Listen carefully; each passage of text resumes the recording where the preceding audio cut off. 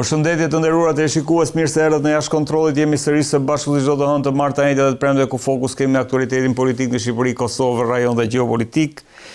Të njëjtëve zakonisht kemi aktualitetin politik në vend, por me fillimin e luftës në ligjin e mesme ka kaluar në pjesën e dytë të emisionit, ndërkohë në pjesën e parë kam të ftuar për të folur për situatën në ligjin e mesme kolonelin Tritan Demiraj. Kolonel, kënaqësi që të kam, si gjithmonë. Është kënaqësi gjithashtu.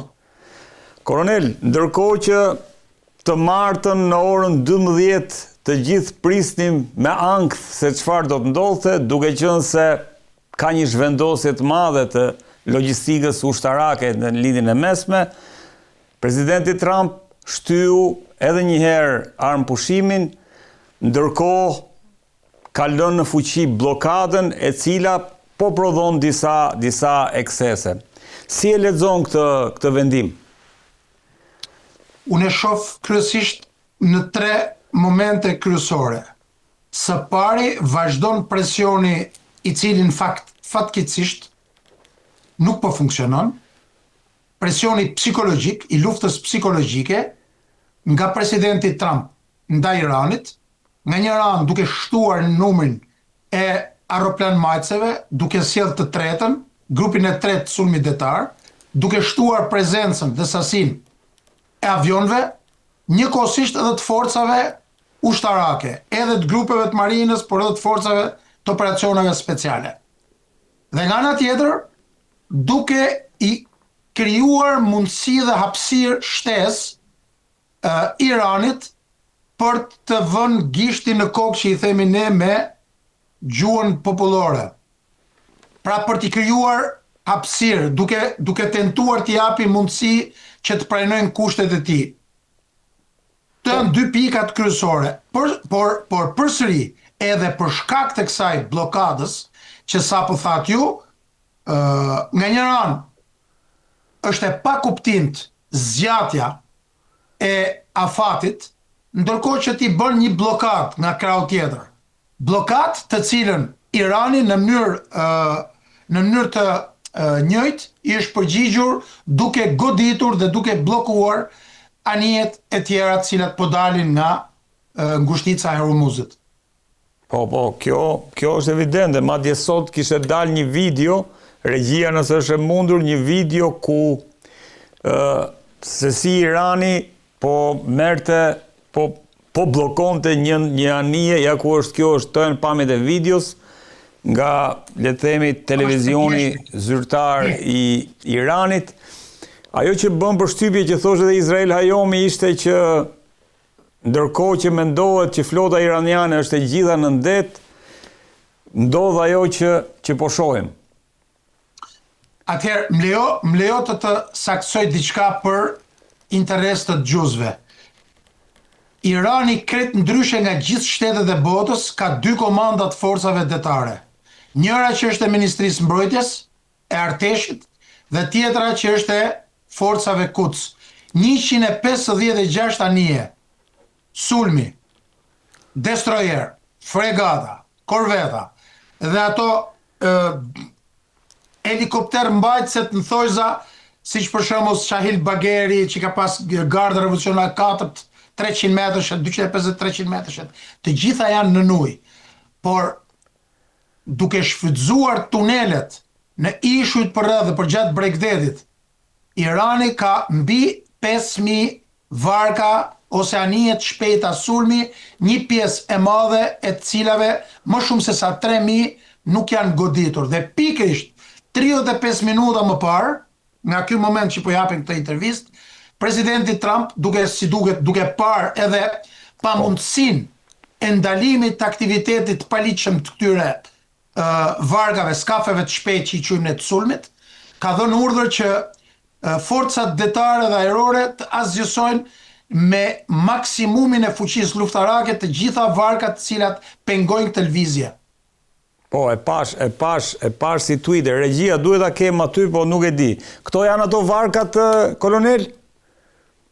Janë rreth 25 lloje varkash sulmi të pajisura me raketa. Antianije, të pajisura edhe me torpedo, një pjesë me 2 copë, të përshtatura të gjitha të marra kopjo nga Korea Veriut. Një pjesë e vogël, shumë 2-3 modele janë nga Kina, por një pjesë e madhe janë në bashkëpunim me Korenë e Veriut.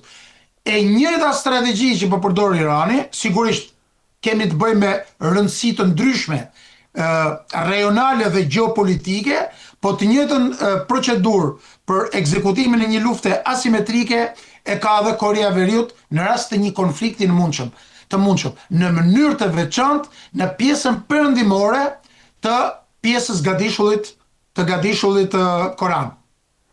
Pra, kjo është ajo, e ashtu quajtura flota e mushkonjave, mos gabohem.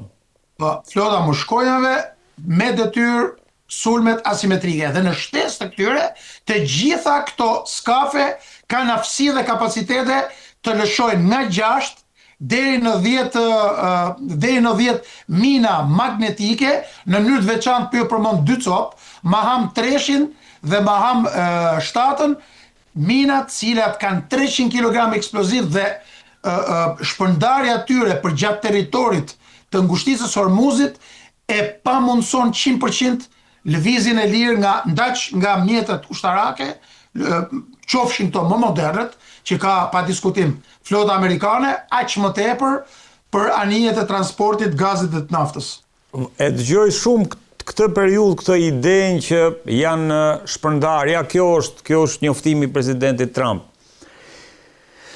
E dëgjoj shpesh këtë, kolonel, po a është, le të themi, e vërtet që Irani e ka minuar, ka lëshuar mina në ngushticën e Hormuzit, sepse flitet për ato mine sweepers që janë në rajon?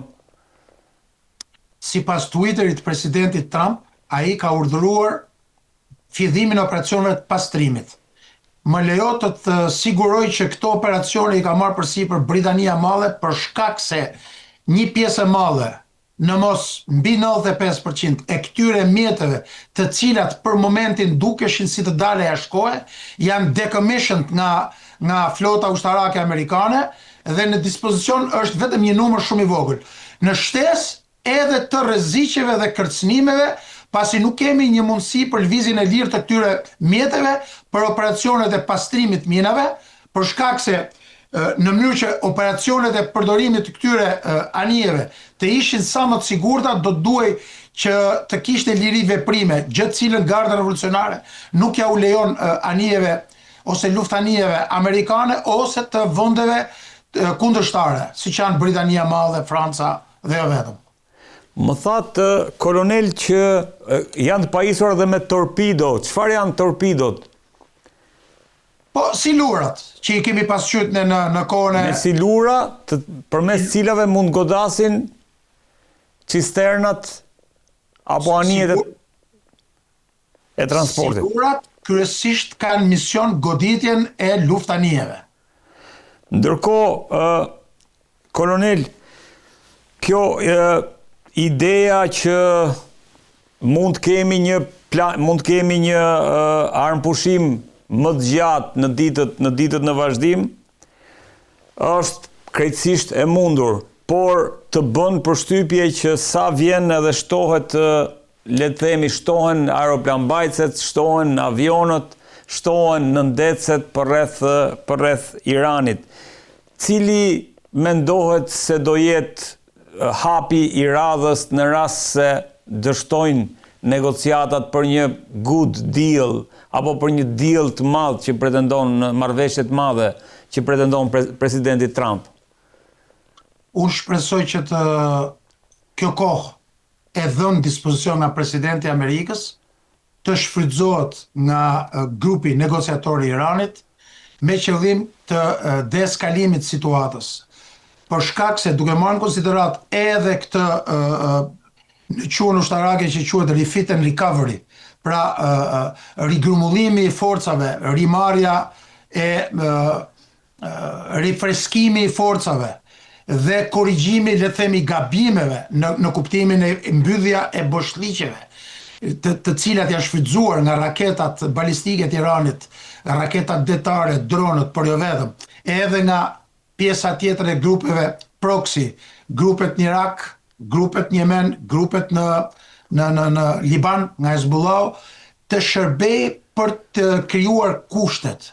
Por që t'jemi sinqert me ju, duke marrë në konsiderat edhe kërkesën e Shtetet Bashkuara të Amerikës për një siguri strategjike dhe kontroll të plot edhe mbi ngushticën e Hormuzit, edhe mbi proliferimin, pra mos shpërndarjen, mos mbylljen e plot të programit atomik dhe kërkesat e mëdha maksimaliste të Iranit, qasjen e lirë në sistemin ndërkombëtar, mundësinë për eksport lirë të naftës, garanci ligjore që SBA nuk do të rriqen nga marrëveshjet, garanci juridike dhe politike që nuk do të dalin sërvish nga një marrëveshje, njoja e drejtës për pasurim uraniumi, heqja e listës heqja nga listat e organizatave terroriste për IRGC-n, lirimi i aseteve të ngrira, kufizimi i presionit ushtarak rajonal, heqja e kërkesave për mosmbështetjen e grupeve proxy, më duken që janë me qindra kilometra larg. Dhe për këtë arsye, unë personalisht e shikoj si të pamundur. Megjithatë, kjo kohë është e zgjuar, kjo zgjatja e presionit presidentit Trump mund të shërbej dy objektivave, spari për të krijuar kushtet dhe forcuar fuqinë luftarake dhe s'dyti për t'i dhënë edhe një mundësi shtesë Iranit, për cilën nuk besoj që Irani do i plotësoj këto kushte. Ndërkohë, në Al Jazeera lexova dritan, në 1 maj mbushen 2 muaj nga nisja e këtij operacioni. Pas 2 muajve pritet që presidenti Trump t'i bëj thirrje Kongresit, sepse sipas legjislacionit, dhe kjo nisur nga ajo që lexova, duhet që të ketë një miratim tani më nga Kongresi. Sa e kufizon kjo datë aksionin apo operacionin që pritet që Trump të ndërmarrë në rast se dështoj negociatat gjithmonë? Pa diskutim që do t'ishte mirë që presidenti në mënyrë që të siguronte dhe vazhdimsinë edhe të justifikonte edhe në rast se ky konflikt do të eskalonte, dhe unë mendoj që ky konflikt do të eskaloj, sepse të gjitha indikacionet janë të tilla, për shkak se Irani tashmë që drejtohet nga një grup njerëzish të cilët janë shumë herë më ekstrem se sa Ayatollah Ali Khamenei, dhe pavarësisht faktit që Irani ka presidentin Pezeshkian, kryetarin e parlamentit Galibaf, ministrin e jashtëm Abbas Araghchi, ky konflikt nuk bëri asgjë tjetër, asgjësimi i strukturave më të larta të komandim kontrollit politik, siç ishte Ali Khamenei, ka hap kutinë e Pandorës. Dhe unë këtë kam thënë shë një vit e gjysmë përpara. Në rast se do të ekzekutojnë Ayatollah Khamenei, do të jetë një gabim shumë i madh për Izraelin, nga Izraeli, për shkak se ai ishte i vetmi person që kishte në dorë frenat. Pra një fjalë e tij, një dalje e tij publike, mos të bëhet kjo, nuk guxonte njeri. Tashmë fatet e Iranit i kanë marrë komanduesit, drejtuesit e gardës revolucionare, të cilët edhe zgjodhën Mujtaba Khomeinin, që të thot do të jetë shumë herë më e vështirë për Iranin që të ulet në tryezë me kërkesat e perëndimit. Nga një anë, dhe nga ana tjetër, tashmë Irani ka kuptuar që jo se ka mundësi, nuk ka si shans që ta fitojë luftën, por ka mundësi që të mos e humbi luftën duke e fituar luftën. E qartë. Ndërkohë, kolonel, mbetem tek ideja që në rast të Shtetet Bashkuara të Amerikës avancojnë, fjala vjen tek paremrimi që ka bërë presidenti Trump, te infrastruktura energjetike, te goditja e centraleve bërthamore e tjerë, çka do të ishte një përshkallëzim jashtëzakonisht i rëndë.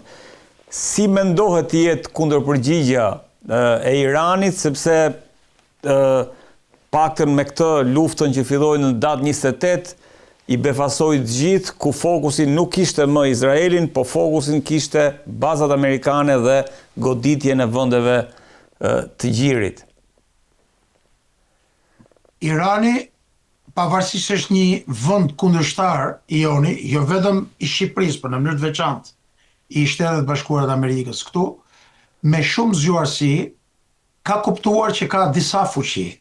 Së pari, fuqia parë që ka ishte bllokimi, pra i asaj që ka thënë edhe ish presidenti Medvedev. Irani tashmë kuptoi që ka një forcë më të madhe se bomba atomike. Që të thotë, bllokimin e ngushticës së Hormuzit. Në minutat në vijim, besoj që do ta elaborojmë edhe cilat janë kurset e veprimit Shtetet Bashkuara të Amerikës dhe 6 vendeve të GCC-s për të krijuar disa kushte të tjera.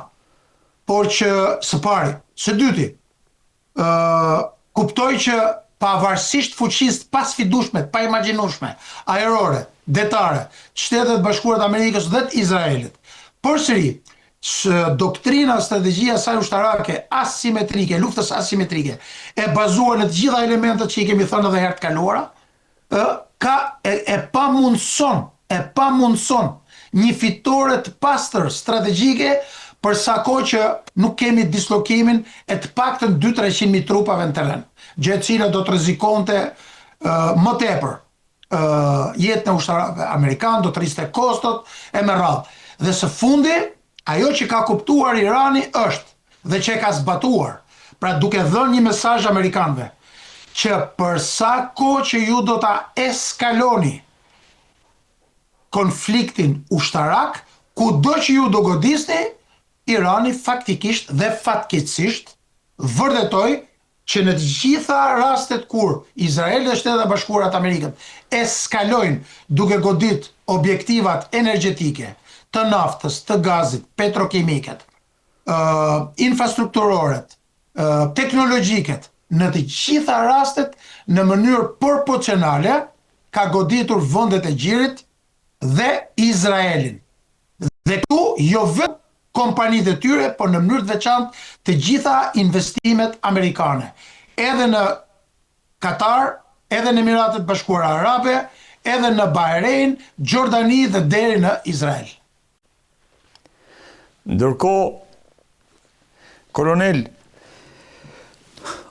këto janë lajmet pa konfirmuara, po e lidhin edhe shkarkimin e sekretarit të flotës detare amerikane, zotit John Phelan, e lidhin me faktin sikur ai ka refuzuar që të jap kodet bërthamore, apo të miratoj, apo të konfirmoj kodet bërthamore të cilat Trump ja ka kërkuar. Këtu jemi në burime mediatike, të pa konfirmuara dhe mund të them edhe gati spekulative, por ajo që dua të them është mundësia një skenari bërthamor në rastin konkret dhe pse qarkullojnë lajme të tilla në media shumë prestigjioze. Absolutisht gjitha opsionet janë në tryezë, por për sa kohë që jemi aktualisht në këtë situatë që ndodhet sot, ky konflikt, nuk kemi në fazën maksimale të përshkallëzimit. Unë mendoj që opsionet Samson, siç e dini ju që janë pjesë e doktrinës së Izraelit, kanë qenë disa nga shqetësimet kryesore të analistëve më kryesor, më të rëndësishëm që ka bota, si opsione të fundit në rast se ky konflikt do të eskalonte dhe do të vazhdonte më gjatë, për shkak se diej që numri i sistemeve ushtarake të mbrojtjes kundërore të Izraelit dhe sasia e tyre gjendeshin drejt përfundimit. Dhe për këtë arsye, në rast se do të eskaloheshin sulmet ajrore nga Irani, mund të shkojë drejt një opsioni bërthamor. Unë e shikoj si shumë të rrezikshëm përdorimin e armëve bërthamore, për shkak se përdorimi i armëve bërthamore, edhe për shkak të territorit shumë të madh që ka Irani, do të kërkojë përdorimi i shumë armëve nukleare taktike dhe përdorimi i armëve bërthamore do të krijonte kushtet që pavarësisht shkatrimeve të jashtëzakonshme që mund të sillte ai, Irani pastaj mundet që brenda një kohe të shkurtër të armatose me armë nukleare. Dhe kjo pasaj do të ishte e kundërta. Dhe kushdo që thot programi nuklear i Iranit është shkatëruar, ose gënjen, ose nuk ka informacion për mënyrën se si është organizuar, investimet e mëdha në këtë fushë për gjatë 30 viteve të fundit në mënyrë të veçantë, të paktën nga 2003 deri në 2026, që janë 23 vjet, po ka filluar më përpara, 15 vite më përpara. Cilësinë dhe aftësitë e SPND-s, që është organi më sekret në shtet në çarç të krijimit të armëve bërthamore, pra Kaveri, mbulesa, është programi civil bërthamor iranian, ndërkohë Garda Revolucionare, Komanda e Hapësirës, drejton SPND-n, që është një program në cilin deri më sot janë investu hiç më pak se minimalisht 400 deri në 600 miliard dollar, dhe shpenzimet 400-600 miliard dollar në programin bërthamor të Iranit për gjatë 30 viteve të fundit nuk korrespondojnë me së pari, me deklaratat që nuk ka interes për të bërë armë bërthamore, siç deklarojnë drejtuesit e Iranit, dhe së dyti me shkatrimin e saj për shkak se ishte shpërndar në shumë vende. Dhe faktet e inteligjencës janë që Irani, në rast se do tentonte për ta krijuar armën bërthamore, i ka të gjitha elementet. Sigurisht ajo që e ka ndaluar ka qenë fatvaja, jo pamundësia apo mungesa e ekspertizës. Pra fatvaja e Ali Khameneit. Që sot nuk ekziston për shkak se ai është person i azhësuar. Kështu që në këtë rast ka rënë ajo diga që e ndalonte formalisht Iranin të shkonte te bomba bërthamore. Dhe përdorimi i këtyre armëve bërthamore nga ana amerikane apo nga Izraeli do të provokonte një përshpejtim të tillë. Dhe së fundi, për t'i dhënë përgjigje pyetjes tuaj, nuk besoj që sekretari i flotës mund të guxoj të mos japi kodet presidentit të Shtetet Bashkuara të Amerikës, ndërkohë që nuk funksionon kështu siç e analizuat ju dhe siç thatë janë mediat.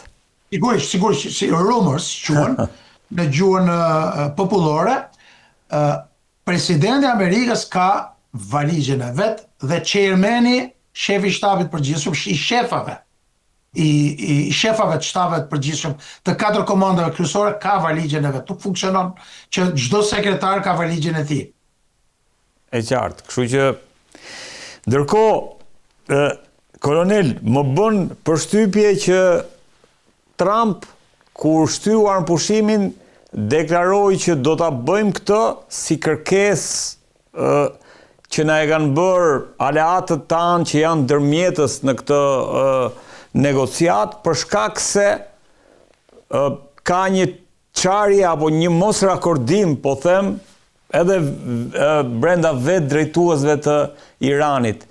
Si qëndron e vërteta se ka patur edhe një reagim të një përfaqësuesi të një zyrtarit Gardës Revolucionare që ka thënë që nuk mund ta lirojmë ne ngushtisën e Hormuzit nga Twitteri i një idioti, çka është interpretuar që ka lidhje me ministrin e jashtëm, por do doja të kuptoja si është situata në të vërtet brenda elitës udhëheqëse të Iranit. Pa diskutim që ka një përçarje, për shkak se Garda Revolucionare iraniane, drejtuesit e saj, për shembull, më lejo të citoj komandantin e hapësirës, Majidin, general Majidin, ose komandantin e përgjithshëm të Gardës Revolucionare, general Vahidin, Ahmed Validi, i cili ka qenë ministri i mbrojtjes, komandanti i forcave Quds para Qasem Sulejmanit, komandant ministri i brendshëm e me radhë. Janë njerëz të cilët njohin vetëm Mujtaba Khomeinin, për ta komplet pjesa tjetër, qoftë presidenti Pezeshkian, qoftë ministri i jashtëm, se Garibafi, kryetari i parlamentit, është pjesë e grupit të përfaqësuesve të grupit të ashpër, të linjës ashpër. Dhe në të gjitha rastet kur ka pas probleme Ayatollah Khomeini personi që ka shku të komunikoj me Huthit dhe personi që ka shku të komunikoj drejt për drejt në Beirut ka qenë kryetari i parlamentit. Është një person me shumë reputacion edhe brenda Gardës Republikës, edhe brenda Iranit, politikës, pra struktura politike, edhe brenda Këshillit Kombëtar të Sigurisë Kombëtare. Dhe në këtë këndvështrim është keq kuptuar, është kuptuar sikur e kanë pas me presidentin Trump. Në fakt, referenca i bëhet Abbas Araghchit. Presidenti Pezeshkian dhe ministri i jashtëm janë dy persona të cilët për hir të vërtetës, pavarësisht presionit të madh që kanë nga Irani, janë dy persona të cilët do të dëshironin dhe kanë bërë gjitha përpjekjet e mundshme, po që janë të gjitha përpjekjet e tyre janë shkatruar nga Izraeli për t'i përmirësuar, për të krijuar kushtet apo për të përmirësuar marrëdhëniet me Shtetet e Bashkuara të Amerikës. Ndërkohë, e fundit kolonel lidhet do largohemi pa nga lindja e mesme, por sigurisht këto pika shpërthimi dhe vatra shpërthimit luftës nuk është se janë aq të shkëputura nga njëra tjetra. Ndërkohë, ka ndodhur në vendet baltike, ka do më thonë disa të dhëna që, apo disa fërkime, disa tensione që lidhen me faktin që dronët që shkojnë dhe godasin rafineri apo objektiva tjera në Rusi, kalojnë nga tre vendet, nga hapësira ajrore e tre vendeve baltike, çka mund të ishte mund t'i jepte Rusisë një legitimitet për t'i goditur nesër. Duke u nisur nga fakti që nëse do kishte, që thonë specialistët dhe ekspertët, që nëse do kishte ndonjëherë ndonjë luftë midis Europës edhe Rusisë, Rusia do ta fillonte këtë nga tre vendet baltike.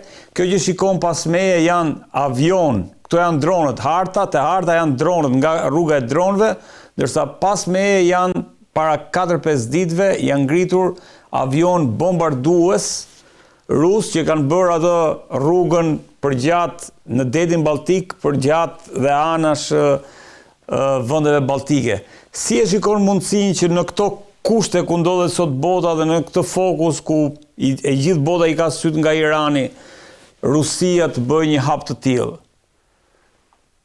Do t'ishte e vështirë, por retorika e tre presidentëve të vendeve baltike, në mënyrë të veçantë Estonia, Latvia dhe Letonia dhe Lituania, të tre vendet janë tre vendet më ekstreme, më edhe plus Finlandën, presidentin e Finlandës aktual, janë 4 vende të cilat kanë pas retorikën më anti-ruse. Me të drejtë, kuptohet, pa diskutim. Ndërkohë që ka kohë që shtabi përgjithshëm i Federatës Ruse ka përgatitur të gjitha planet e sulmit pa kontrollin e korridorit Suapi që njihet në pjesën e Lituanisë për ta lidhur me Baltikun dhe pastaj kapacitetet dhe aftësitë e ushtrisë ruse kundër ushtrisë estonisë, ku 26% janë rus, apo të Latvias, ku 25% janë rus, se i ka dhe strukturat brenda, ka strukturat, ka opozitën, ka një pjesë të madhe të popullsisë, janë marrja atyre është bëhet në mënyrë të menjëhershme. Pavarësisht se kemi dislokimin e një brigade gjermane e disa aseteve tjera. Por sigurisht, marrja e kontrollit të tre vendeve baltike do të provokonte një luftë me NATO-n. Dhe Putini, në mënyrë të veçantë Putini, nuk është as budalla sa të mos kalkuloj rrezikun e riskun e rreziqeve pra. Dhe në këtë këndvështrim duket që kjo situatë po përshkallëzohet për shkak se hemorogjia që po i shkaktohet ekonomisë dhe infrastrukturës energjetike ruse si pasojë e përdorimit të hapësirës ajrore të këtyre mund të provokonte sulme ndaj këtyre vendeve, po jo një pushtim. Dhe nëse do të kishte një pushtim, vetëm në rast se do të eskalonte nëpër masa të paimagjinueshme konflikti në Iran dhe do të kishim një konflikt pastaj tjetër në ngushticën e Tajvanit. Pra, sulm i Kinës për marrjen e Tajvanit, që do ta kishte të pamundur angazhimin e Shteteve të Bashkuara të Amerikës. Dhe për ta përmbyll, në situatën që ndodhet sot NATO, pra po flas për pjesën europiane, akoma nuk është e gatshme për të përballë në mënyrë masive me një konflikt kundër Federatës Ruse. Aq më tepër që sot forca më e madhe e NATO, Shtetet e Bashkuara të Amerikës, akuzojnë NATO-n që i ka braktisur dhe i ka prerë në besë në raport me ndihmën që duhet i jepte në lindjen e mesme. Koronel, të falenderoj shumë. Ishte kënaqësi, ju faleminderit. Shumë faleminderit. Në këtë pjesë e emisionit është bashkuar me mua për herë të parë në fakt eksperti i marrëdhënieve ndërkombëtare Geron Kamberi. Geron, kënaqësi që të kam. Faleminderit për ftesë. Geron, çfarë nuk po na shohin syt në lindjen e mesme, sidomos në Hormuz? Patëm një shpresë që gjërat mund të paktën të martën mund kishte një takim midis palëve që të kishim edhe një zgjatje të armëpushimit. Përfaqësuesit iranian as nuk u paraqiten. Presidenti Trump shtoi armëpushimin, ka fjalë që deri të premte mund kemi një ritakim në Islamabad. Ndërkohë Hormuzi është kthyer në një betejë ku se kush nga palët ka panijen e tjetrit. Shtetet e Bashkuara të Amerikës bllokuan një anije iraniane, iranianët dje bllokuan dhe ata dhe i kam edhe pamjet nga ana e regjisë, po do dalin pastaj, ja këto janë pamjet. Çfarë po ndodh Geron në lindjen e mesme? Në qoftë se do të rikthejmë asaj që po thonit ju pak më parë, në fakt duket sikur ka armëpushim, por nuk ka luftpushim. Pra palët po luftojnë me mjete të tjera, natyrisht kanë blerë më tepër kohë, me një 2 javë që u shty periudha e armëpushimit, në mënyrë që ndërmjetësit pakistanez, i cilët janë nga aktorët kryesorë që po marrin pjesë në procesin e bisedimeve të paktën që nga 8 prilli, po edhe më përpara, po përpiqen, siç thot ajo kënga e Beatlesve, të japin paqes një shans. Por doa të theksoj që ajo çfarë është më e rëndësishmja në këtë dinamikë ngjarjes të cilat nuk janë të reja për rajonin e lindjes mesme, kush ka parasysh historinë e këtij rajoni të paktën që pas luftës së dytë botërore dhe deri tani që po flasin gjithmonë ka qenë arenë e shumë konflikteve për arsye nga më të ndryshmet. Qoftë këto për një periudhë që lidhesh me ato që quhet lufta e ftohtë, e cila edhe vetë rajonin e lindjes mesme e ndau në 2 kampe kryesore, një pjesë ishin republikat arabe me drejtim kryesisht pro-sovjetik, pra siç Republika Arabe e Egjiptit, e Sirisë apo vende të tjera brenda rajonit të Gjirit Persik dhe monarkitë e Gjirit Persik, e cilat duke u mbështetur tek kompanitë e mëdha të naftës që ishin kryesisht anglo-amerikane, krijuan një mirëqenie, por dhe një aleancë të qëndrueshme që pasqyrohet me numrin e madh të bazave që këto vende kanë, veçanërisht Shtetet e Bashkuara të Amerikës kanë në rajonin e lindjes mesme. Dhe Irani ka qenë pjesë e këtij ekuacioni gjeopolitik, për hir të vërtetës deri në vitin 19 të 79-s ishte një e njohur për Shtetet e Bashkuara të Amerikës dhe pas 11 shkurtit të vitit 79 me revolucionin që ndodhi në Iran u bë një e njohur e panjohur. Dhe në këtë kuptim gjykoj që e gjithë dinamika e marrëdhënieve brenda rajonit të lindjes mesme u nda në 3 konflikte kryesore. Spari ishte konflikti arabo-izraelit, i cili në themel kishte çështjen palestineze, ishte konflikti midis vendeve arabe të Gjirit Persik dhe Iranit, i cili u pasqyrua në konfliktin Irak-Iran, konflikt 8 vjeçar, dhe pastaj ishte konflikti midis Iranit, Shtetet e Bashkuara të Amerikës dhe Izraelit, për shkak se në mënyrë paradoksale vendi që njohi parë Izraelin, siç ka qenë Irani 16 maj të vitit 48 bashkë me Turqinë dhe Etiopinë, përkundër të gjithë vendeve arabe që u kundërvuan me ato që quhet lufta e parë arabo-izraelite, Irani mbas 11 shkurtit 79 e hoqi njohjen ndaj Izraelit, u bë kundërshtari kryesor i tij në rajonin e Gjirit Persik. Pra, po të përdor një term Kissingerit, rajoni i lindjes mesme është ajo që quhet kriza e përkryer gjeopolitike, ku ka një tërësi krizash që zhvillohen paralelisht me njëra tjetrës, ndërkohë në këtë rast që ne po flasim, jemi përballë një sfide shumë të madhe, sepse për herë të parë është përfshirë drejt për drejt Shtetet e Bashkuara të Amerikës në konflikt me një vend të rajonit të Gjirit Persik, i cili mendoj që mund të ketë armë bërthamore, paktën kjo ka qenë thelbi i konfliktit dhe kjo e bën edhe më të paqartë të ardhmen e konfliktit dhe rrjedhën që mund të ketë ai, pra nëse ai do të shkojë në një nivel tjetër për shkallëzimi, dhe midis të tjerave ajo që ju e përmendet ngushticën e Hormuzit, e cila siç e theksova pak më parë është pjesë e luftës, po tashmë në një formë tjetër. Pra energjia po përdoret si armë, jo nuk është rasti i parë, po të paktën veçanërisht në ato ngushticë Irani është shumë i vetëdijshëm për peshën që ka në kontrollin e kësaj ngushtice, ku kalon jo thjesht vetëm 20%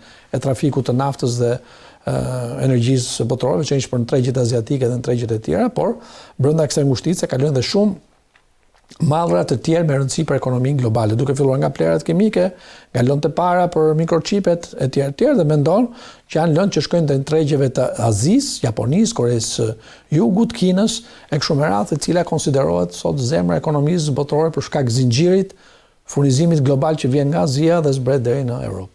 Por që në rasti konkret një nga arteret e zemrës po, nëse do flasim me gjuhën e mjekësisë, ku po shkon? Pse Trump mendon ta përdor këtë blokadë si presion? Çfarë pasojash mendon se do të prodhojë kjo brenda Iranit? Në këtë rast, siç e përmenda, pra kemi armë pushim, po s'ka luftë pushim. Pra kjo është një lloj lufte ekonomike e cila po i bëhet, përveç luftës psikologjike, siç e keni ndjekur që u paralajmërua edhe para bisedimeve, ajo deklarata e njohur e presidentit Trump që Iranin e pret fundi apo zhdukje, epoka e gurit e tjera, të gjithë këto janë pjesë asaj që quhet janë lufta asimetrike, pra që janë karakterit ekonomik, psikologjik, lufta nëpërmjet mediave, veçanërisht rrjetet sociale sot kanë fuqinë ti shumë fishojnë mesazhet ti përhapin në kohë të shpejtë dhe brenda kësaj logjike, secila palë përpiqet fillimisht ta mposhtë psikologjikisht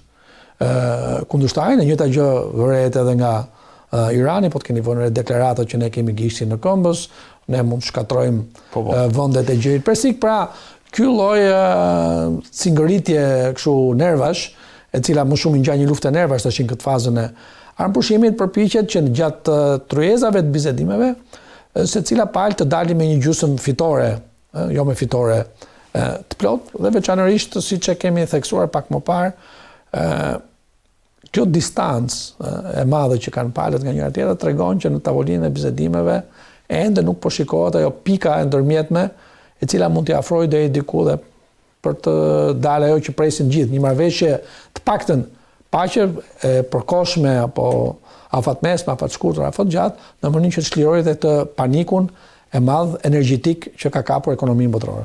Ndërkohë Trump e ka shtyr armëpushimin, Geront, si ta lexojmë këtë në kuptimin që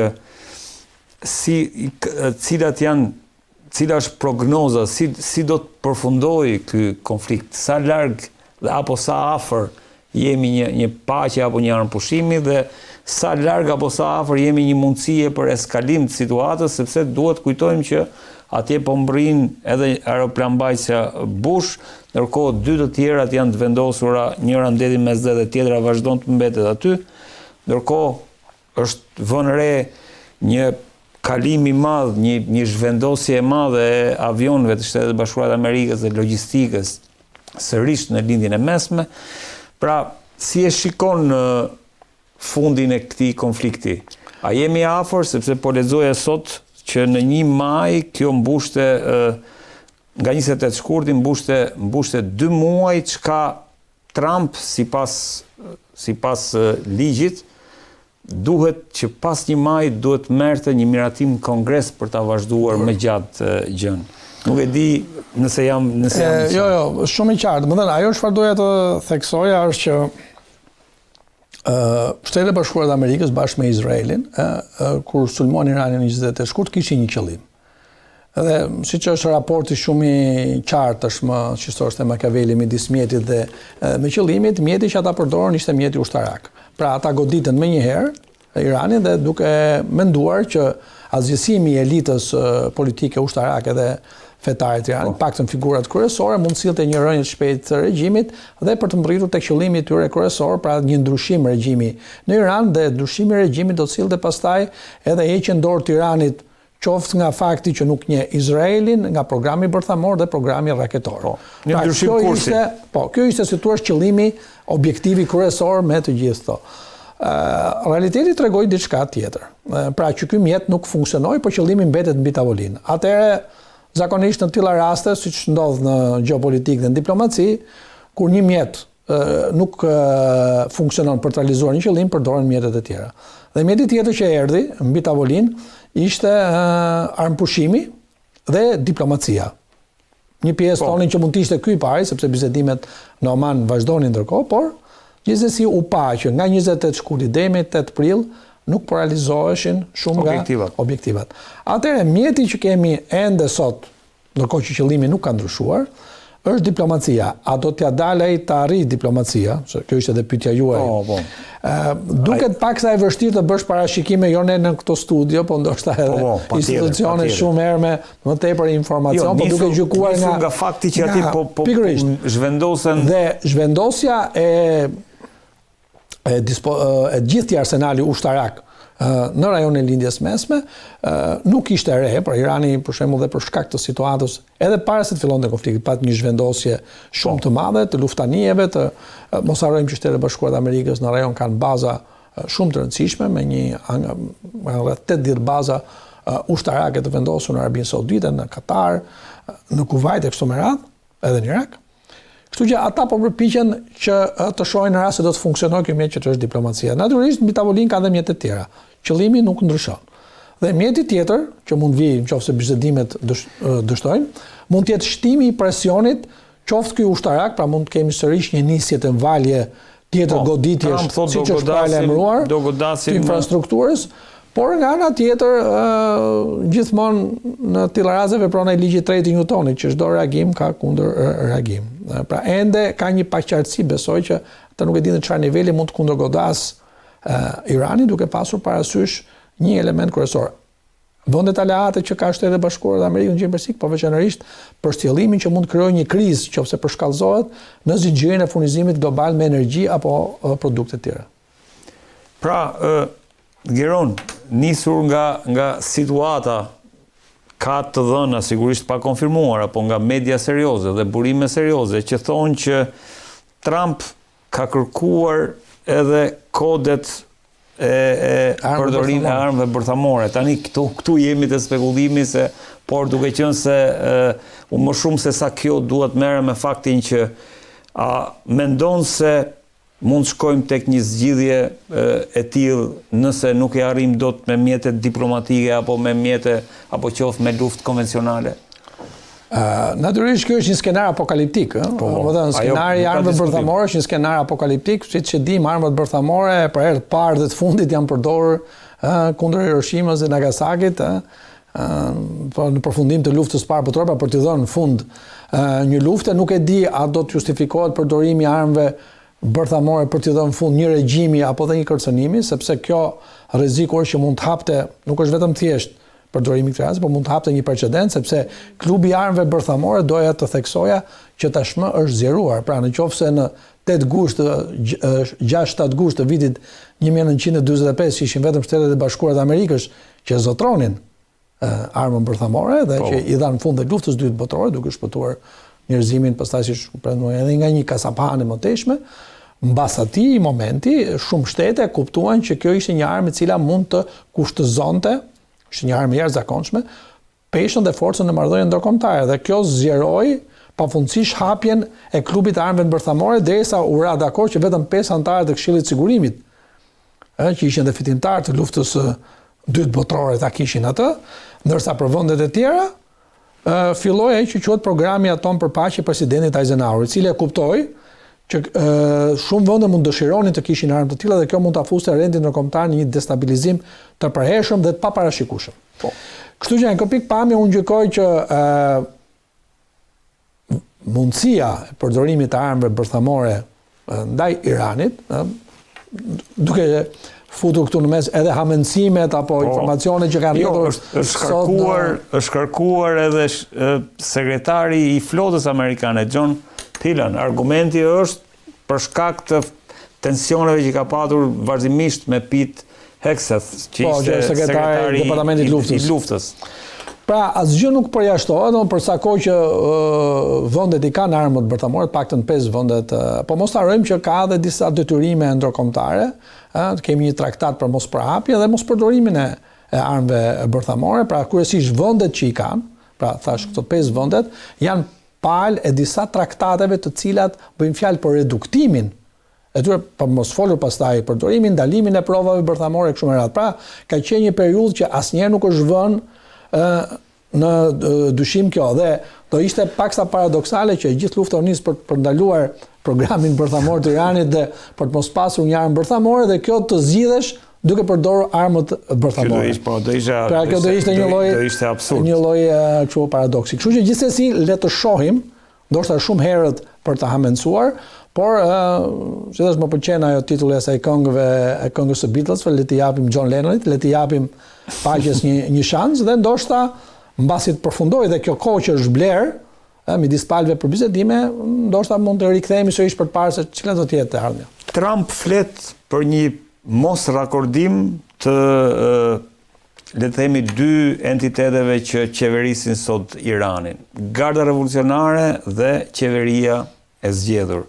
A ka vërtet një çarje dhe a shpreson Trump që kjo çarje të thellohet dhe të shkojë deri pastaj në një konflikt, po them? Kjo ishte ndoshta ajo që u shpresua mbas goditjeve që u bë leadershipit iranian me pas 28 shkurtit kur u sulmua Irani, por eksperienca tregoi që Irani ishte përgatitur për të udhëhequr me atë që quhet leadershipi shumë fisht.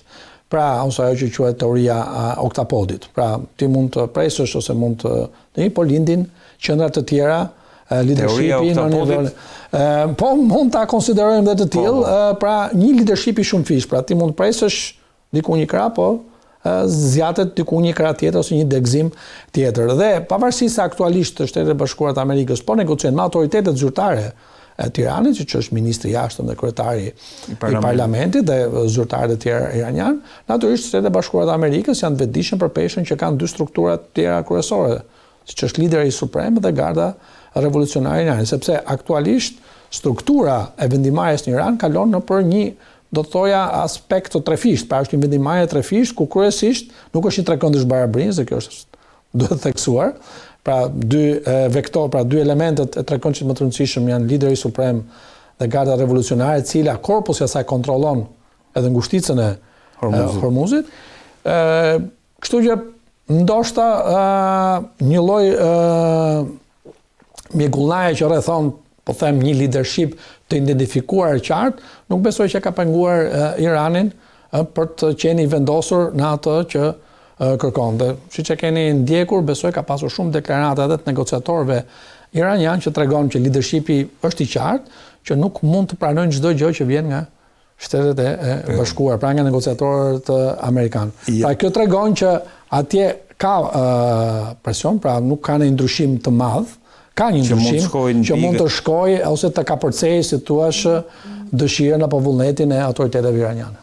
Pra kjo, le të themi, nuk është se ja ka dalë që Bashkuara e Amerikës krijon një presion të brendshëm pastaj që ndryshimi më pas të vi dhe nga brenda. Kjo ishte shpresa. Kjo ishte shpresa në fillim, por në këtë moment kur jenë kushtet që regjimi ende vazhdon, pra autoritetet iraniane, pra qeveria iraniane, tashmë duhet kemi parasysh është një situatë krejtësisht tjetër brenda Iranit, pra si thosh, ata konsiderojnë një vend në luftë dhe shpresa për të pasur një lëvizje nga poshtë, siç ishin lëvizjet para se të fillonte sulmi, tash ndoshta janë zberur sepse edhe presioni është më i madh, por ka edhe një lloj, do të thoya, reagimi psikologjik, siç ndodh në raste të tilla, kur njerëzit mobilizohen ndaj një rreziku më të madh, siç e kujtojnë ata që vjen jo nga brenda, më të vjen nga jashtë.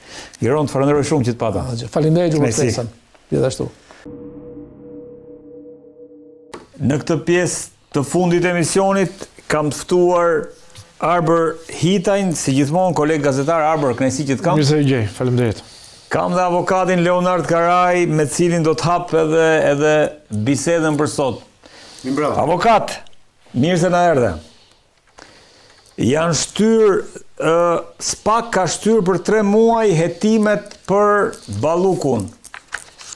Si ta lexojmë këtë në një kohë që për kujtes Balluku deri tani akuzohet vetëm për pabarazi në tender.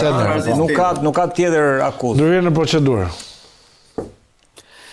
Është e thjeshtë, po duhet ta shikosh në 2 anë të medaljes, mund ta shikosh. E para, ata më optimistët do thoshin domethënë që SPAK-u po vazhdon akoma të rreket për të bërë një procedurë sa më dinjitoze në raport me zonjën Balluku. Dhe mund të mos e shohim me skepticizëm këtë lloj kërkese për shtyrje të afateve me 3 muaj. Ata që janë pesimistë ndaj SPAK-ut thonë që këta po e zgjasin kohë, domethënë thjesht për t'i dhënë kohë zonjës Balluku që të fuqizohet brenda Partisë Socialiste dhe në pushtet mbajtjen në pushtetin që ajo ka pasur gjatë gjithë kësaj periudhe kohore. Proceduralisht është një kërkesë krejt normale. Dhe duke qenë se futem tek optimistët në rasti konkret, dhe duke lidhur sadopak edhe me faktin që treshja kryesore e drejtuesve të SPAK-ut, zoti Klodian Brau, zoti Vladimir Mara dhe zonja Dorina Bejko, janë në Amerikë, kam prej disa ditësh tashmë në Amerikë, dhe aty në Amerikë nuk të thresin për qef, për më tepër kur bëhet 7 ditë apo 10 ditë kohë, dhe pushimet nuk zgjasin kaq shumë në Amerikë. Do të thotë domethënë që aty mund të vinë me duar plot, ose më mirë me thënë me urdhra plot, si në aspektin e kriminalitetit, ashtu dhe në aspektin e korrupsionit. Çështja e Balluku prej muajsh tashmë zihet në Shqipëri. Kritika ime vetmja dhe krejt normale nga ana juridike ka qenë që SPAK-u nuk do duhej të shkonte me kërkesë në Këshillin e Mandateve në Kuvend, vetëm me shkelje të barazisë në tendera, sepse kjo nuk është një vepër penale e cila mban, pra ti nuk mund të arrestosh një person vetëm për shkelje të barazisë në tendera, dhe në qoftë se, duke referuar asaj që tha zoti Braho në atë komision, kjo shkelje barazisë në tendera nuk është për 1 herë, nuk është për 2 herë, por e bën 9 herë, atëherë do të thotë që kjo shkelje barazisë në tendera përkthehet në korrupsion. Dhe SPAK-u në rasti konkret do duhet të kishte gjetur ku është korruptimi. Pra ku është paraja që është derdhur për shkak të shkeljes barazisë në tendera dhe ku implikohet zonja Balluku në rastin konkret. Me fakte dhe prova sigurisht. Por nëse do ta kishte bërë këtë, atëherë neve nuk do kishim më atë shprehjen e famshme të zotit Rama që tha, unë nuk lexova në asnjë pikë, në asnjë presje që zonja Balluku të akuzohet për korrupsion. Kjo cytje e SPAK-ut, kjo kërkesë e re e SPAK-ut për dhe 3 muaj të tjera hetim, unë shpresoj shumë që të shkojë drejt kësaj qasje. Pra, drejt mbylljes, qepjes së dosjes së zonjës Balluku në mënyrë më të mirë të mundshme, me qëllim që të shkohet pastaj në sërish me një kërkesë të re Kuvendit, tashmë jo më për shkelje barazisë në tendera, por për një vepër penale më të rëndë, e cila do të justifikonte edhe kërkesën e SPAK-ut për arrestim të zonjës Balluku, ose për ndryshe do duhet të dalim, ashtu si ka ndodhur në herë të tjera, dhe të deklarojmë pushimin e çështjes penale. Nuk mund të mbahen njerëzit askush në këtë botë, pavarësisht asaj që mund të kemi ti, unë, Arbri apo cili do dëshirë, dashamirësi, urrëtie për cilin do person në këtë vend, prezumimi i pafajësisë ekziston për cilin do, ndaj SPAK-u do duhet ose të çojë një vepër penale në gjykatë sa më shpejt që të jetë mundur, edhe ti komunikoj akuzën zonjës Balluku, një akuzë serioze po flas, jo shkelje barazisë në tender, ose ndryshe duhet ta pushoj dhe zonja Balluku të vazhdoj jetën e saj familjare, politike, njerëzore. Kjo është pak po e sigurt. Arber, si e shikon këtë vendim të SPAK-ut? Shiko, këtu mua më lindin dyshime. E dëgjova dhe Nardin me shumë vëmendje, dhe këtu mua më lindin dyshime, sepse me këtë logjik, zonja Balluku do duhet të ishte arrestuar. Pra, SPAK tha që ky është një individ i rrezikshëm, mund të prishë prova dhe duhet arrestuar. E marrim skenarin që zonja Balluku do ishte në arrest. Pra, ishte e arrestuar, arrest shtëpie, arrest me burg, e njëjta gjë. Përse do duhet të zgjateshin hetimet? Pra, nuk e bërë mirë hetimet e para, çfarë të ka dalë rrugës, e ke shtuar, po shton diçka tjetër. Këtu është gjithë ngërçi i diskutimeve dhe i kritikës të shëndosh që ne kemi ndaj SPAK-ut. E arreston një njeri dhe vijon hetimet. Pra nuk shikoj një reflektim nga ana e drejtësisë së re. Që do thotë, ti një individ e konsideron të rrezikshëm, po ti ke bërë një pjesë më të madhe të hetimeve, nuk mund ta shtysh 3 muaj, mund ta shtysh dhe pas 3 muajve ta shtysh dhe 3 muaj të tjerë, dhe 6 muaj të tjerë. Ka të drejta bëj. Dhe kanë deri në 2 vite. Tani nuk funksionon kështu. Kjo është ajo kritika që kemi ne. E njëjta gjë po ndodh me zotin Meta. Një situatë absurde, një izolim i tmerrshëm në burg. E njëjta gjë me zotin Veliaj. Pra, u shtyn hetimet pafund ditën një vit para burgim dhe në fund fare, ky procesi dhe koha që ata kalojnë para burgim, i quhet dyfish sikur kanë qenë të burgosur.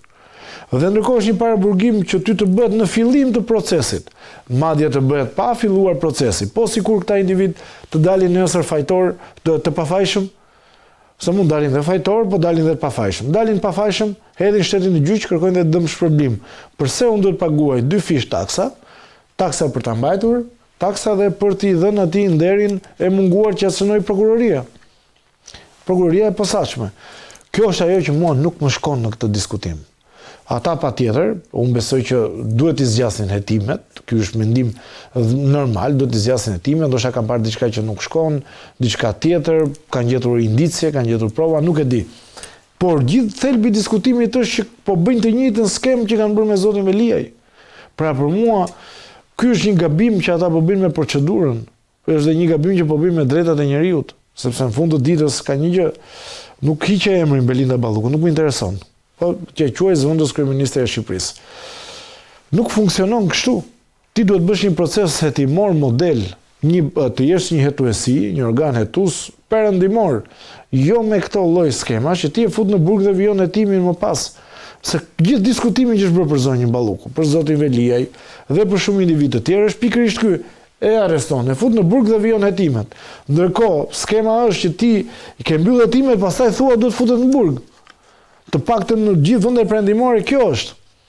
E njëjta skem ka ndodhur diku në Tangentopolin në Itali, në atë që ka qenë procesi i pastrim, Manipolite, duart e pastra, pra procesi i duarve të pastra, dhe ndodhi e njëjta gjë, po u shkelën shumë drejtat e njerëzit.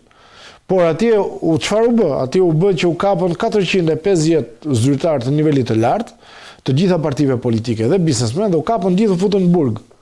Po kishte një tjetër skem. Dhe pati atë dekurajimin e madh të personave që merreshin me korrupsion dhe solli më pas edhe shkatrimin e 2 partive të mëdha në Itali. Dhe solli një epokë të re politike. Kjo po bie.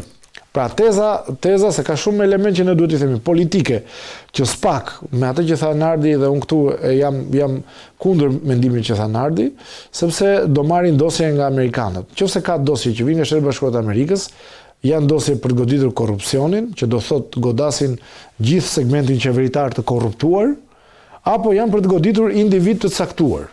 Nëse janë për të goditur individ të caktuar, ne pas një viti do jemi prapë këtu dhe do bëjmë të njëjtin diskutim. Pra një individ, do dali një Belinda Balluku tjetër, do i zonja Balluku, do vi një individ që do t'jepet fuqi politike, dhe nuk do jemi në asnjë vend, sepse kaq gjatë po shkojnë proceset, kaq mungesë, po themi, përçimi të shpresave, do thotë që në fund ditës nuk do ndryshoj asnjë gjë. Nëse SPAK u krijua për goditur pa ndëshkushmërinë, duhet ishte një goditje në blok. Unë mendoj që ka ardhur koha, që ose do isha këshilltar i zotit Brau ose i instancave të reja të drejtësisë, të ndiqet modeli italian. Nëse zotri lufton korrupsionin nuk lufton duke goditur 1-2 individ, sepse nuk kanë 1-2 individ, është një sistem.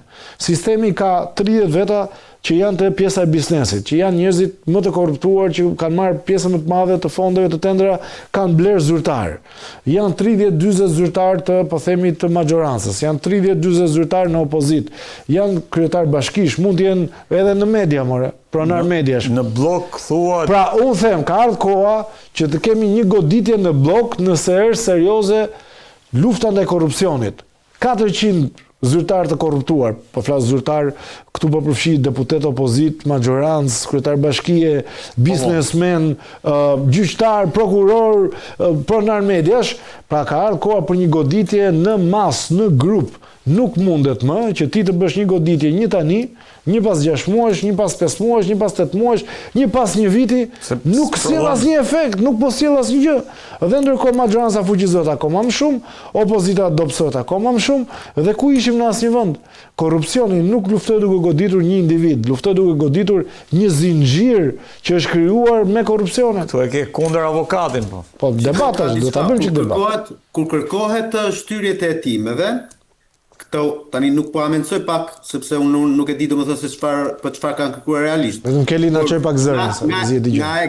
Nga eksperienca ime, kur kërkohet shtyrjet e hetimeve, do të thotë që nëse shumicën e rasteve organi akuzës pret konfirmim provash, konfirmim letër porosish, konfirmim dëshmie.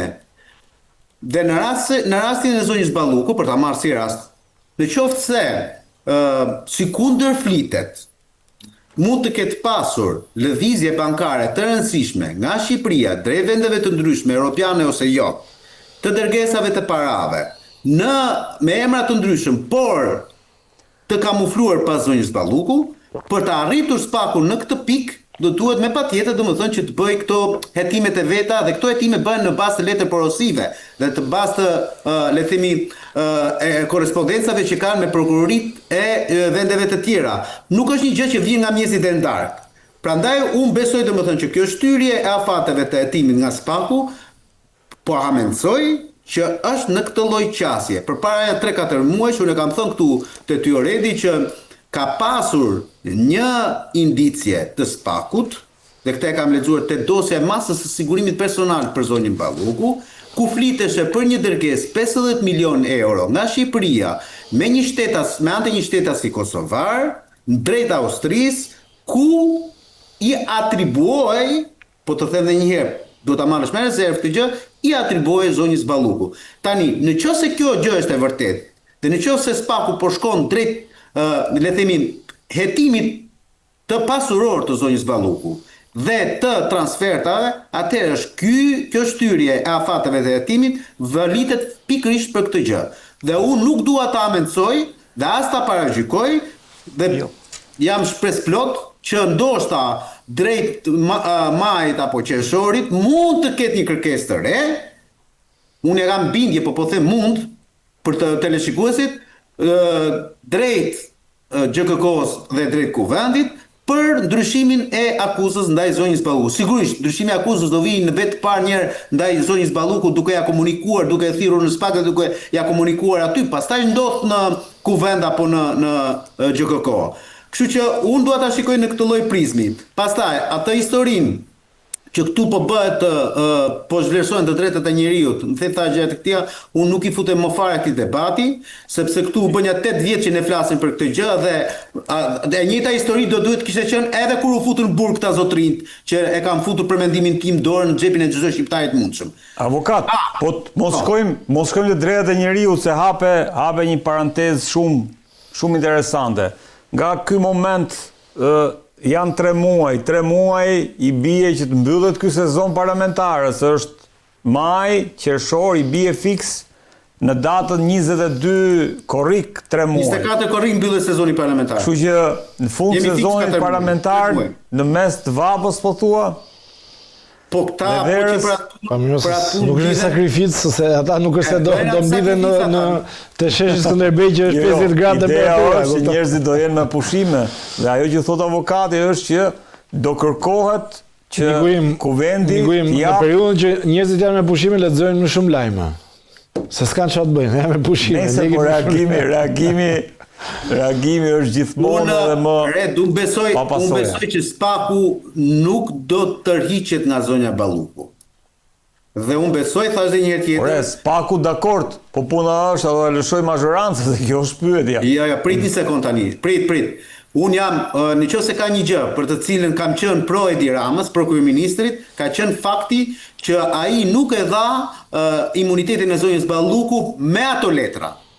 Tani Të flasë si qytetar është një gjë, të flasë si jurist është diçka krejt tjetër. Si jurist, ti mund të shohësh jo 16.000 faqe, po 160.000 faqe aty dhe nuk kam pik sensi për shkak të veprës penale për të cilët akuzohet personi fjalë. Shkelje e barazisë në tender është rreth 4 vjet burg e ka margjen e dënimit.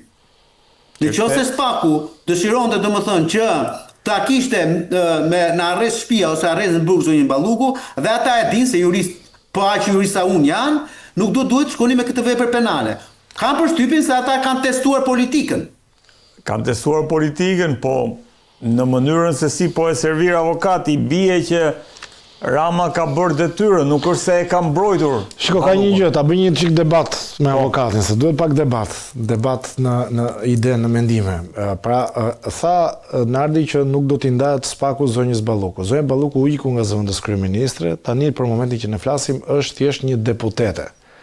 Një super deputete. Një super deputete që e quajmë si duam. Pra, çfarë i sjell në perceptimin publik goditja e një deputete drejtësisë? Pra, do ta zbusi korrupsionin, do ulet korrupsioni, do trëmben ministrat e tjerë, do ndodhi diçka ndryshe në mënyrën si funksionon ekzekutivi? Unë them që jo. Sepse ti nëse nuk e arrestove dot kur ishte koha, në detyrë, arreston një deputet, do jetë si një arrestim i zotit Ilir Beqa nëse do ndodhi. Dakor, po do ta lejoj Rama Arbër. Rama e ka treguar që nuk do ta lejoj. Por nëse del në një gjë flagrante dhe nuk do ta ketë të vështirë ta mbroj. Se tani nuk është e lehtë. Me faktet që dolën deri tani, e ka pas shumë të vështirë dhe ai e mbrojti. Por mendoshta nëse del në një gjë tillë që thot Nardi me drejt, atëherë do jetë e pamundur ta mbrosh. Qose do vendoset një kusht nga jashtë, atëherë do jetë akoma dhe më e pamundur.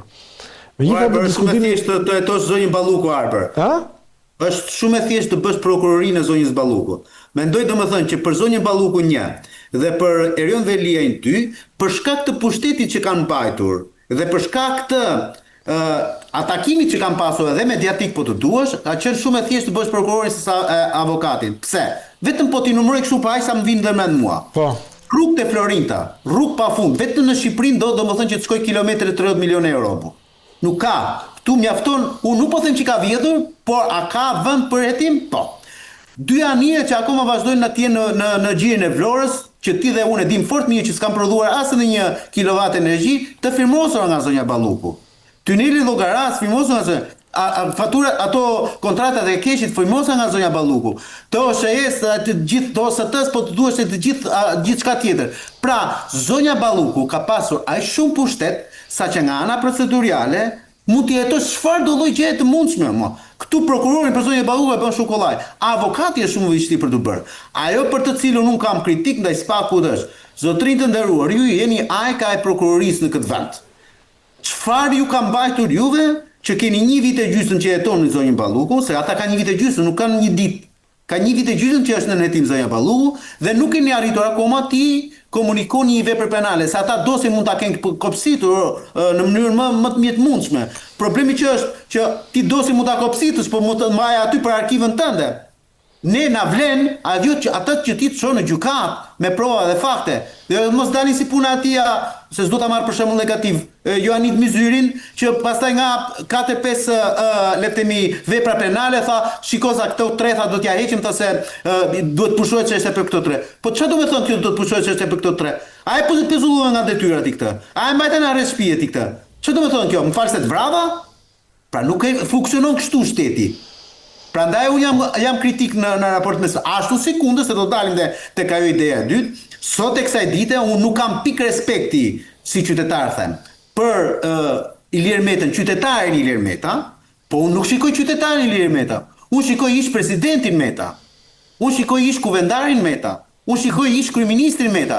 Le të jetë më i keq i kësaj bote, le të jetë më i korruptuar. Për mua ka qenë ish kryeministër, ish kryetar kuvendi, ish president dhe ai do duhet të ishte respektuar si i tillë. Ti sot e mban atë në burg, o zotëri nderuar, bën 1 vit e gjysmë që e mban në burg dhe me ato që un kam lexuar, ma beso, zoti Meta e ka akoma më të thjeshtë se sa zoti Thoma Gëllçi që ta fitoj çështjen e tij. Sepse jo vetëm që nuk ka vepra penale për ato për cilët akuzohet po flasë, Se Ilir Meta mund të ketë 1001 akuzat tjera, por për ato për cilat akuzohet nga Spaku nuk ka lidhje fare. Qofte karta telefonike, kartat e kreditit që i thonë që si ka përdor, qofte çesdia dhe ajo famshme që doli sot, më fal që po e kthej nga njëra në krahun tjetër, me ku na doli që ish bodyguardi i zotit Rama, na pas qen administratori i Dias o burr.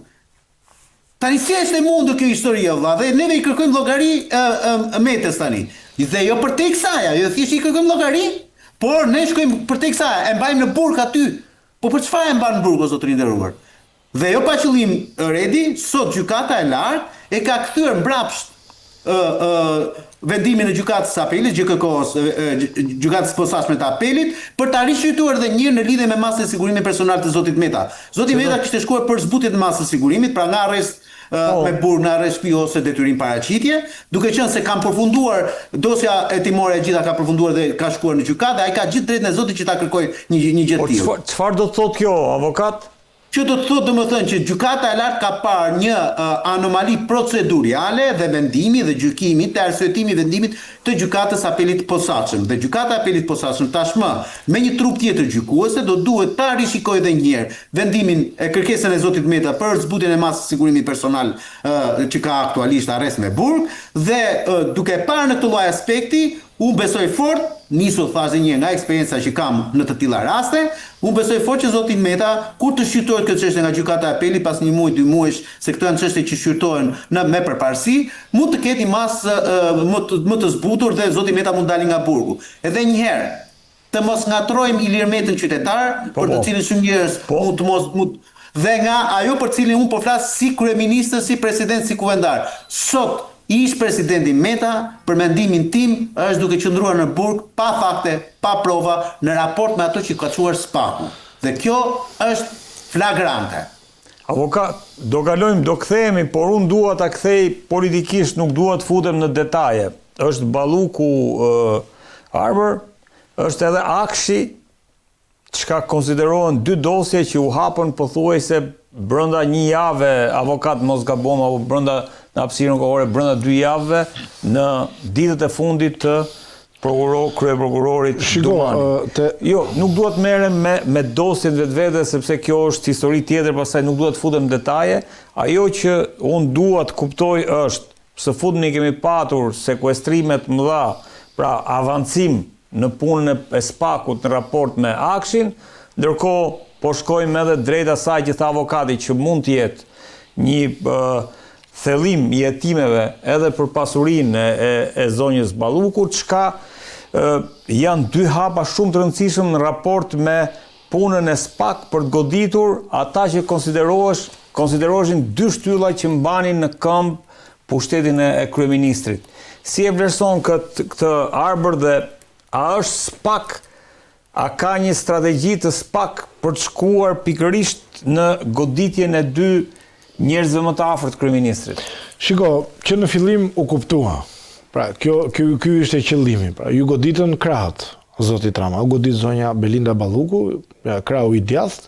Ju godit dhe Akshi që ka qenë një nga elementet më të rëndësishëm që ka patur të qeverisë. Por megjithatë që t'i themi gjëra të plota, se kemi folur shumë për çështjen e zonjës Belinda Balluku, për Akshin që lidhet me Albanian, ka marrë miliona, qindra miliona euro investime nga taksatonat, projekte dhe tendera të tjerë, por ajo që duhet theksuar, ta themi një fjalë të mirë, është që ka arritur të zhdukuj korrupsioni në niveleve të ulta.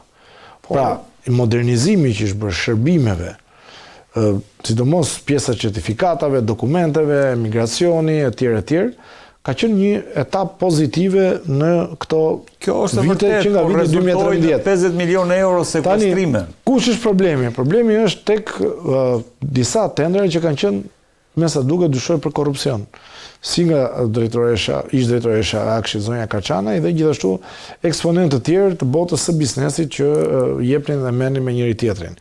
Këtu pastaj ndahemi me pjesën e ekzekutivit, sepse nëse është bërë korrupsion, ata duhet të vuajnë pasojat, duhet të përballen me ligjin.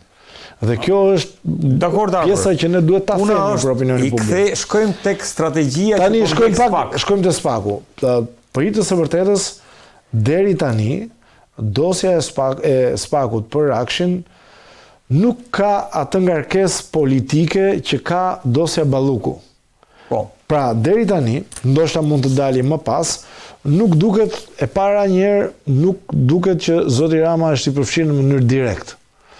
Flitet indirekt, jo ish Baxhanaku, jo njerëz të largët, por nuk del në asnjë moment që zoti Rama ka patur një ndërhyrje në mënyrë direkte. Dhe vetë ai nuk ka folur pothuajse fare për Spakun, për Akshin, dhe nuk ka dalë ndonjë detaj.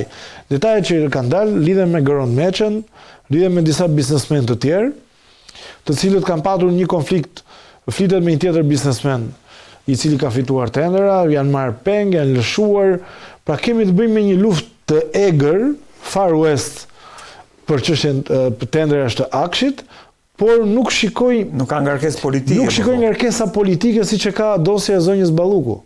Dhe mbi të gjitha ka një diferencë shumë të madhe çështja e Spakut me dosjen Balluku. Nuk ka imunitet politik asnjëri.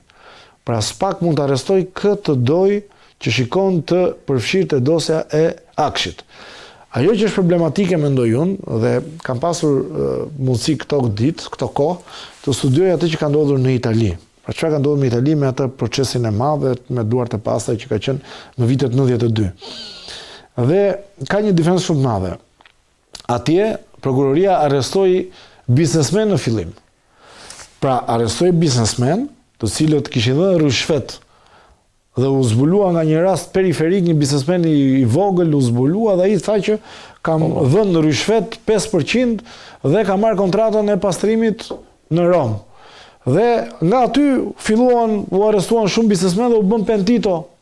Dhe filluan thani kemi dhënë lek këtij politikani, kishte marrë opozita, kishte marrë maggjoranca etj. Dhe u bë një proces gjigant i madh. Ajo që shikoj unë këtu, duke sigur jemi të orientuar drejt asaj që janë fitore të shpejta.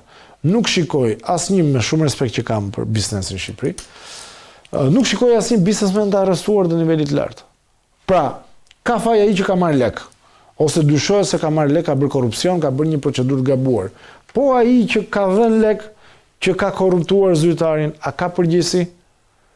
Sepse shikoj në gjithë këtë betejë që është bërë, Spaku me qeveritarët të korruptuar e tjerë, nuk më mungon në element të caktuar. Dhe të dosja e Akshit, ajo që ishte zyrtarja më e lartë, zonja Kaçana që është në arrest shtëpie, mos gabojmë. Ndërkohë, u arrestua zyrtarja më e lartë. Çfarë ndodh me këta që kanë përfituar miliona, edhe ndoshta qindra miliona euro, 10 miliona euro? Dhe si ka mundësi? Ka një strategji gabim, po thua. Për mua ka diçka që nuk shkon, s'dua të them strategji gabim, por eksperienca që vjen nga Italia është ndryshe. Pra ti godet zyrtarin e korruptuar, që ka marrë lek, po godet edhe atë që ka dhënë lek. Këtu mungon kjo hallkë e zinxhirit në hetim. Dhe një biznesmen që ka shumë për të humbur, e ka më kollaj për të bërë pentito. Pra i penduar dhe të bashkëpunoj me drejtësinë. Ndërkohë një politikan mund t'i ketë fshehur ato lekët, po hamensoj, i ka çuar në emër të familjarëve, i ka çuar jashtë vendit e tjerë, dhe s'ka asnjë gjë për të humbur. Dhe pranon, bën ato 3-4 vite burg, siç tha dhe Nardi, nuk shkon më shumë se 3 vite, 4 vite, dhe del me një pasuri maramëndse. Ndërkohë një biznesmen mund të humbasë të gjithë punën e tij, shëmbet para syve, dhe po më mungon ky element. Megjithatë, dosja e Akshit, për të kthyer te pyetja jote, e shikoj me më pak ngarkesë politike, dhe kjo është një gjë e mirë. Kjo është një gjë e mirë sepse i bie që mos të ketë presione ndaj drejtësisë, mos të ketë pengesa, dhe nuk ka si të ketë pengesa ligjore. Kështu që kjo është ajo që mund të them për këtë. Flas si strategji, gjithmonë si strategji. Avokat, po. Ky gjëra desha të them, pastaj mund të bësh pyetjen Redi. Shiko, unë mendoj që në Shqipëri, ashtu si ashtu si në gjitha trajtat e jetës këtu, politik apo jo, biznes, ku diun, shëndetësia kudo qoftë, ne kemi një problematik që nis në karakterin se si jemi formuar. Unë ka përshtypjen domethënë që në këto 30 vite, shoqëria shqiptare është korruptuar në kuptimin e mirëfill të fjalës, në ADN-n e vet.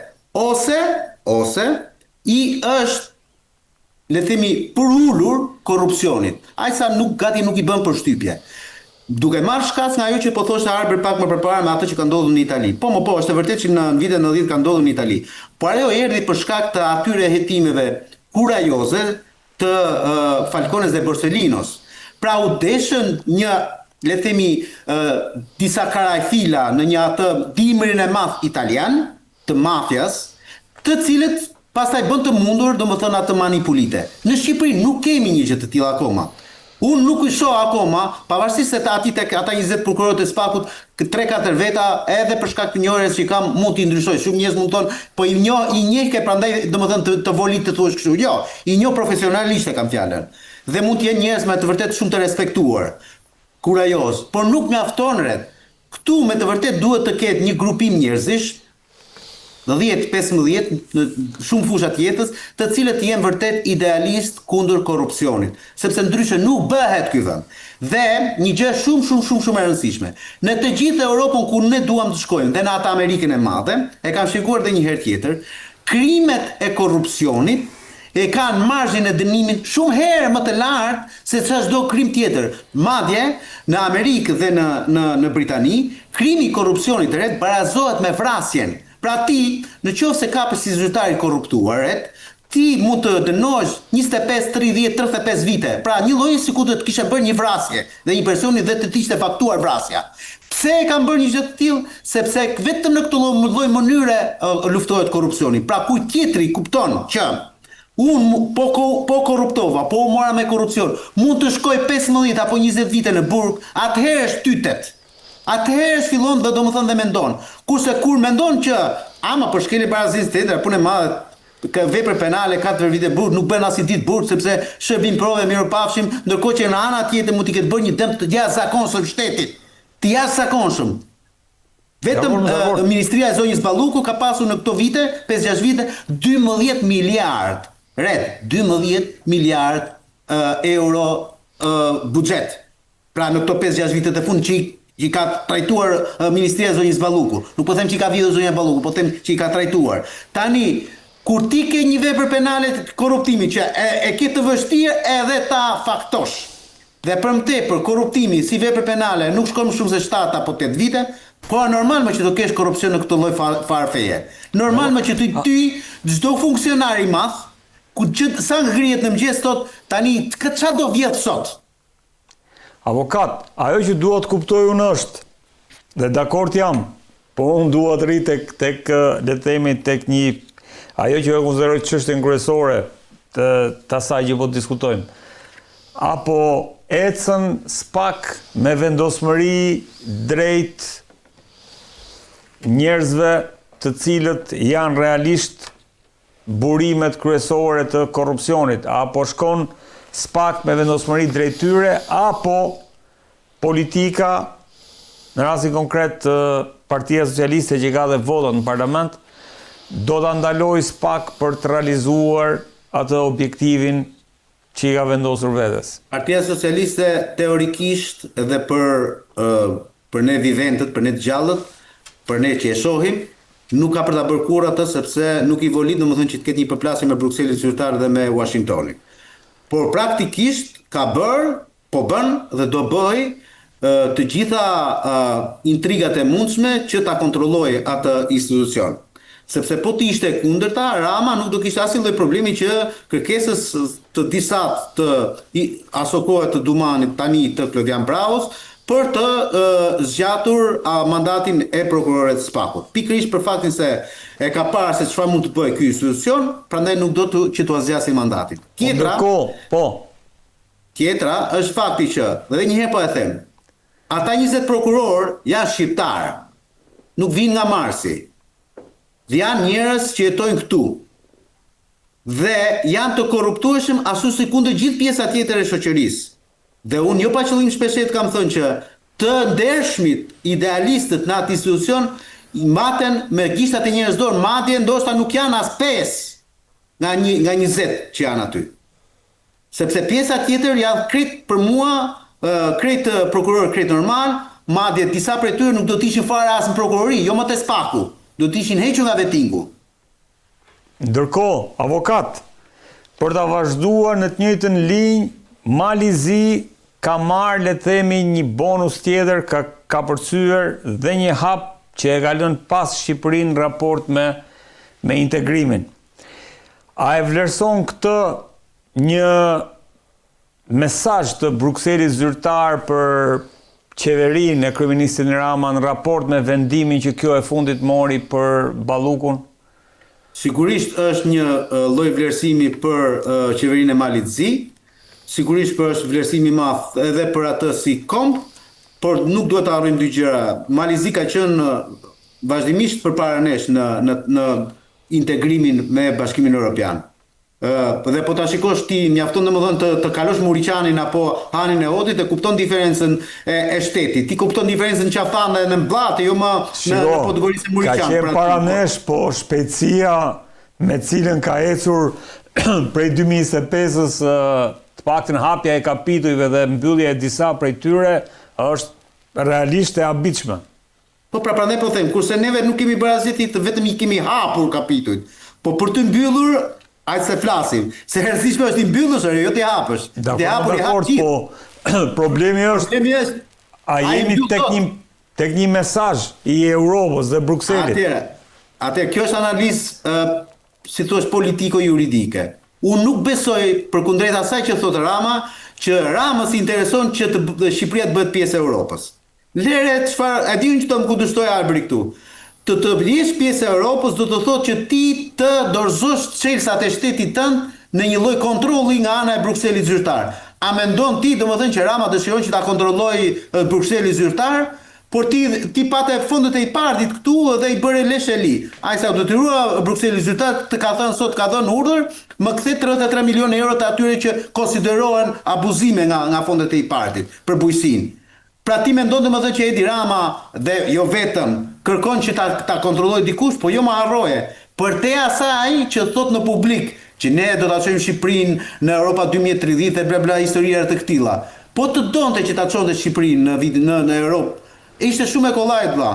Ke 1001 nisma ekonomike, juridike, ligjore, politike, të cilat i kanë pasur mundësinë, i kanë pasur në dorë, ka 13 vite në pushtet, që nga kodi zgjedhor, që nga reforma territoriale, që nga reforma e ushqimit. Ushqimi ju duket çudi valla, por neve nuk kemi as edhe një lloj, si të thuash, licence të mundshme si fermer, si konsumator, po të duash ti, që Europa neve të na marrë seriozisht. Dhe kur e thot dhe vet Asgani Surreli që thot neve a ngjove për para një jave atje në Lush, një atyre fermerëve. Shiko, nëse nuk ngrisim standardet as 2035 nuk shkojmë neve në Europë. Pra po thoshte shprehimisht që ne s'kemi për të futur në Europë. Kështu që ti lejmë këto historira, domethënë do futemi nesër, do futemi pas nesër. Shqipëria nuk është gati për në Europë për shkak të shqiptarëve, jo për shkak të europianëve. Harbër, a ka filluar një penalizim për Shqipërinë në raport me, apo jemi thjesht të sinjale për penalizim për Shqipërinë në raport me integrimin, nisur nga vendimi i marrë sot për Malin e Zi? Do ta marr hapasapi, pra, po ndalem pak tek ato që tha Nardi, çfarë janë kushtet që Shqipëria nuk i plotson dhe ka kërkuar që të shtyhen në plotësimin e tyre. Është u i pishëm 24 orë dhe këte kemi dokumente zyrtare, pra Shqipëria ka kërkuar 10 vite kohë nga momenti i antarësimit. Pra ka kërkuar vitin 2020 që ta zgjidhi një herë mirë këtë çështje. Ujërat e zeza në det, e njëjta situatë, vendosja e implanteve të tjerë, flas për informacione zyrtare. Po. Dhe pjesa tjetër ka të bëjë me sigurinë ushqimore dhe aty ka kërkuar të paktën një 12 vjeçar kohë, ndoshta më shumë, plus minus, që ta plotësoj. Dhe për momentin, këto janë pikat më të dobta që ka Shqipëria në procesin e integrimit dhe e ka pranuar dhe vetë. Pra, zoti Rama ka pranuar një mënyrë që ka dështuar në këto element, që kanë të bëjnë me higjienën, kanë të bëjnë dhe me sigurinë ushqimore që është shumë e rëndësishme. Pjesa tjetër pastaj janë totalisht të pavërteta, çfarë qarkullon si informacion. E para nuk kemi të bëjmë me një bllokim. Dhe nuk ka si të jetë një bllokim për sa kohë qëndrimet që janë mbajtur janë të interpretueshme, moralisht, politikisht, flasim nga mëngjesin darkë, por janë ligjore. Që do thotë, Gjermania është i vetmi vend që ka kritika të theksuara ndaj Shqipërisë për rastin e zonjës Balluku, por në thelb, pavarësisht kritikave të tyre, është një vendim ligjor, është brenda kornizës ligjore, nuk është jashtë kornizës ligjore, nuk është kelur asnjë ligj. Dhe Gjermania flitet, diskutohet, thuhet që ka bërë me vete disa vende tjera që kërkojnë një angazhim më të madh në luftën ndaj korrupsionit dhe krimit. Ndaj krimit kemi disa zhvillime pozitive, po goditen një numër i madh me call centera që vjedhin qytetarët evropian. Pra Bashkimi Evropian po jep sinjal, dhe duhet theksuar drejtori i ri policisë po e fokuson vëmendjen këtu dhe nuk ka më se flite që ndoshta kishte një shkelje syri të drejtorëve në qarqe, u zbulua në Lezhë që ushtroi aktivitet i palishëm i lojrave të fatit, menjëherë dha dorëgjën drejtori i policisë dhe njëjta gjë do bëhet edhe po bëhet me koncentrat e të tjerë. Shkojmë më pas te tjetër zhvillim i rëndësishëm që ka të bëjë me zgjedhjet.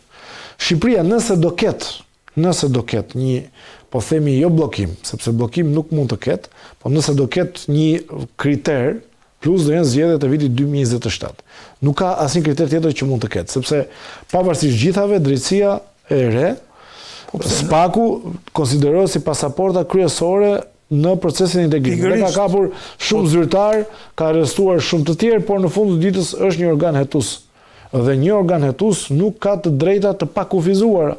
Ka të drejta të kufizuara me ligj. Arbër, Kriçball dhe Mekallistere kanë thënë me zë dhe figurë që ky momenti, raporti që kjo qeveri, qëndrimi që do të mbajë në raport me Ballukun, do të jetë një pikë kyçe që lidhet drejt për drejt me integrimin. Është e rëndësishme, por nuk kemi të bëjmë me bllokim. Jo, bllokim jo. Nuk kemi të bëjmë. Dhe raporti është sinjal për ngadalësim, është ngadalësim apo është dhe raporti i Barit të njëjtën situatë do ketë. Unë besoj që do kaloj. Besoj maksimumi në maj do kaloj sepse shiko, nëse zoti Rama nuk do, pra po marr tezën e Nardit, që ne të bëhemi pjesë e Bashkimit Evropian, zoti Rama nuk do doj që të mbyllen kapitujt me Bashkimin Evropian, sepse nëse mbyllen kapitujt, do ketë akoma më shumë vëmendje nga ana e Bashkimit Evropian në Shqipëri. Nëse Shqipëria do jetë në procesin para antarësimit, që do jetë faza mbyllje negociatat dhe më pas është vendimi politik, Rama do jetë dhe Shqipëria do jetë një monitorim të jashtëzakonshëm. Jo, jam dakord. Nga Bashkimi Evropian dhe nuk mund të bëj dot asnjë veprim, asnjë gabim se do t'i kushtonte edhe qeveri teknike dhe largim nga ekzekutivi. Që Rama e ka çelësin e kësaj pune, Rama e ka. Por ka diçka. Në situatën dhe geopolitike, problematike që po kalon Bashkimi Evropian, situata me Francën, që nuk dihet se cilat nga kampet politike do ketë përparësi, do ta ketë kampi i djathtë, do ta ketë Marine Le Pen, nacionalistët, apo do ta ketë krahu i moderuar që përfaqëson Macron, sepse ka zgjedhje vitin që vjen në Francë, zgjedhje presidenciale. Dhe duke qenë që është një republikë presidenciale, aty vendoset shumë për zgjerimin ose jo, sepse dy janë vendet që janë binomi më i rëndësishëm i Bashkimit Evropian për momentin. Është Gjermania, është dhe Franca. Franca e birtës së vërtetës, Shqipëria ka një raport pozitiv. Franca e ka vitin që vjen zgjedhje presidenciale. Dhe nëse do duhet të bëhet diçka për Shqipërinë, ajo duhet të bëhet brenda para stinës së verës, sepse nëse futemi në vjesht, fillon vjeshta të tjerë, mendja do të jetë në tjetër element në Bashkimin Evropian. Por ka një gjë, me Malin e Zi, sepse kam dëgjuar edhe nga shumë kolegë të tjerë që Mali i Zi është para. Jo, Mali i Zi nuk është para. Mali i Zi është shumë mbrapa Shqipërisë. Mali i Zi të vetme një gjë pozitive që ka të bëjë me sistemin e drejtësisë dhe sistemin ekonomik. Pra ka një sistem ekonomik shumë të mirë, ka paga shumë herë më të larta se Shqipëria dhe ka një sistem drejtësie që është më pak i ngarkuar politikisht. Por me gjithatë, është një vend që gjithmonë e ka një sy drejt lindjes, e ka një sy drejt Moskës. Serbisë dhe Rusisë. Moskës po them Moskën, ke dhe Serbin, dhe është gjithmonë një vend i cili është shumë fragjil, që do thotë nuk ka ish zyrtar të arrestuar. Pra ndryshe nga Shqipëria, që ka një numër të madh me zyrtar të arrestuar për dyshime për korrupsion, në Malë të Zi ke pak ose as pak. Pjesa me dëshirë për ta shkëputur këtë vend nga ndikimi ruse. Pjesa që ka të bëjë me Malin e Zi, dasha mirësia, kryesorja mbi gjitha mendoj unë, ka të bëjë me mos krijimin e dhimbjes së kokës në Bruksel. Pra që do thotë partitë politike atje nuk i eksportojnë problemet. Që do thotë nëse ka pakënaqësi opozita, nuk del kreu i opozitës si Mali të Zi në Asamblen e Këshillit të Evropës dhe thotë Shqipëria është narkoregjim. Pra Mali i Zi, fatmirësisht, nuk është në këtë situatë. Serbia është ndryshe. Pra ka një lloj qasje shumë herë të moderuar që bëjnë për vendin e tyre kur janë jashtë. Dhe mos harrojmë edhe një element tjetër të rëndësishëm, ka një klasë politike tërësisht të re. Ka një kryeministër të ri, ka një president të ri, gati 40 vjeç, më i riu në historinë e Malit të Zi. Prandaj them që Chelsea e ka kush e ka ndodhur. Dhe kjo është diferenca e madhe që kemi me Malin e Zi, por ka një gjë.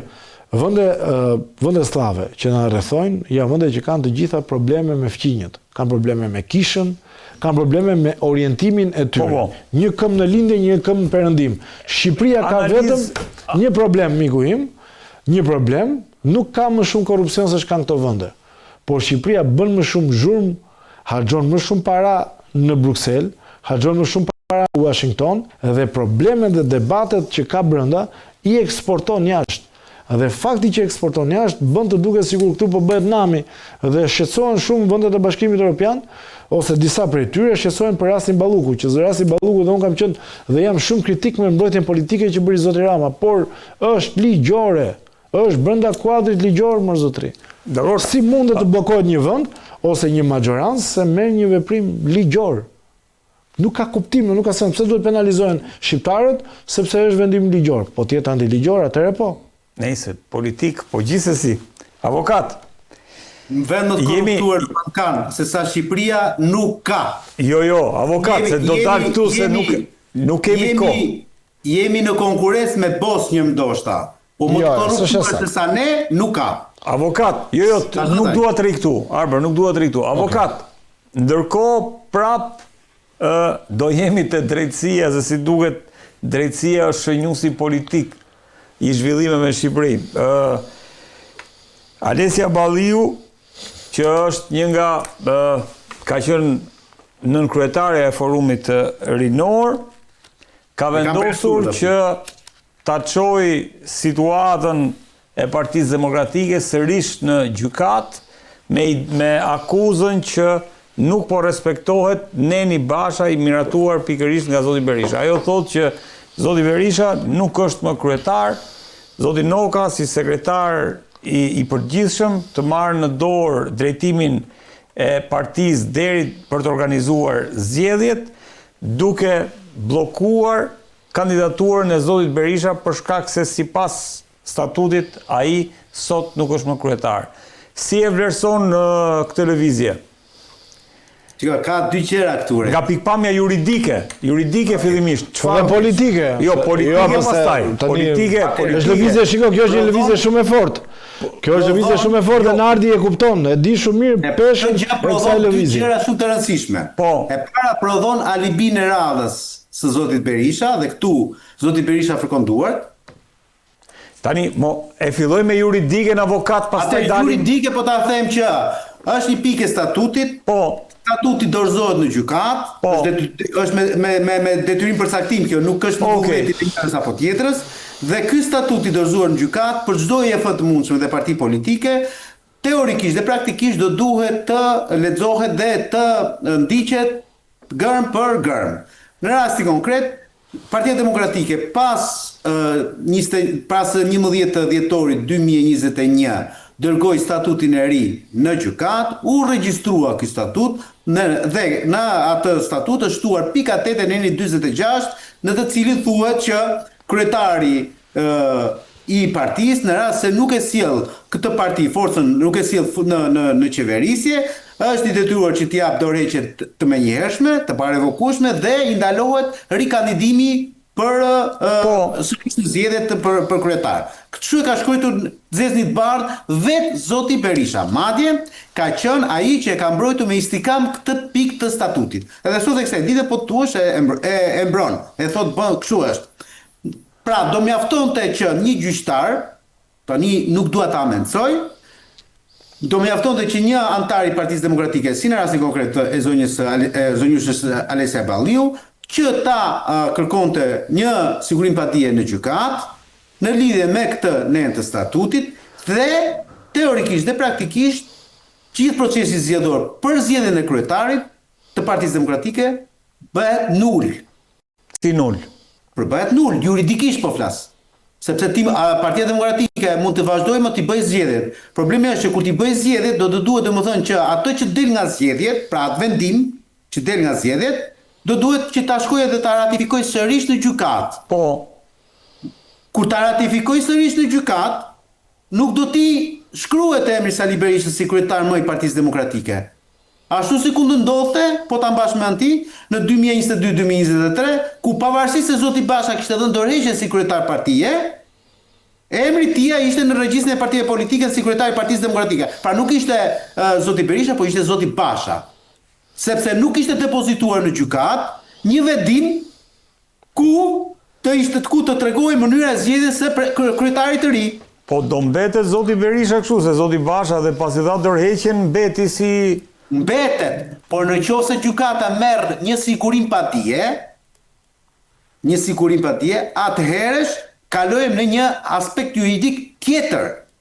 Formalisht në bazë të statutit, sekretari i përgjithshëm merr komandimin e partisë pastaj mbrapa.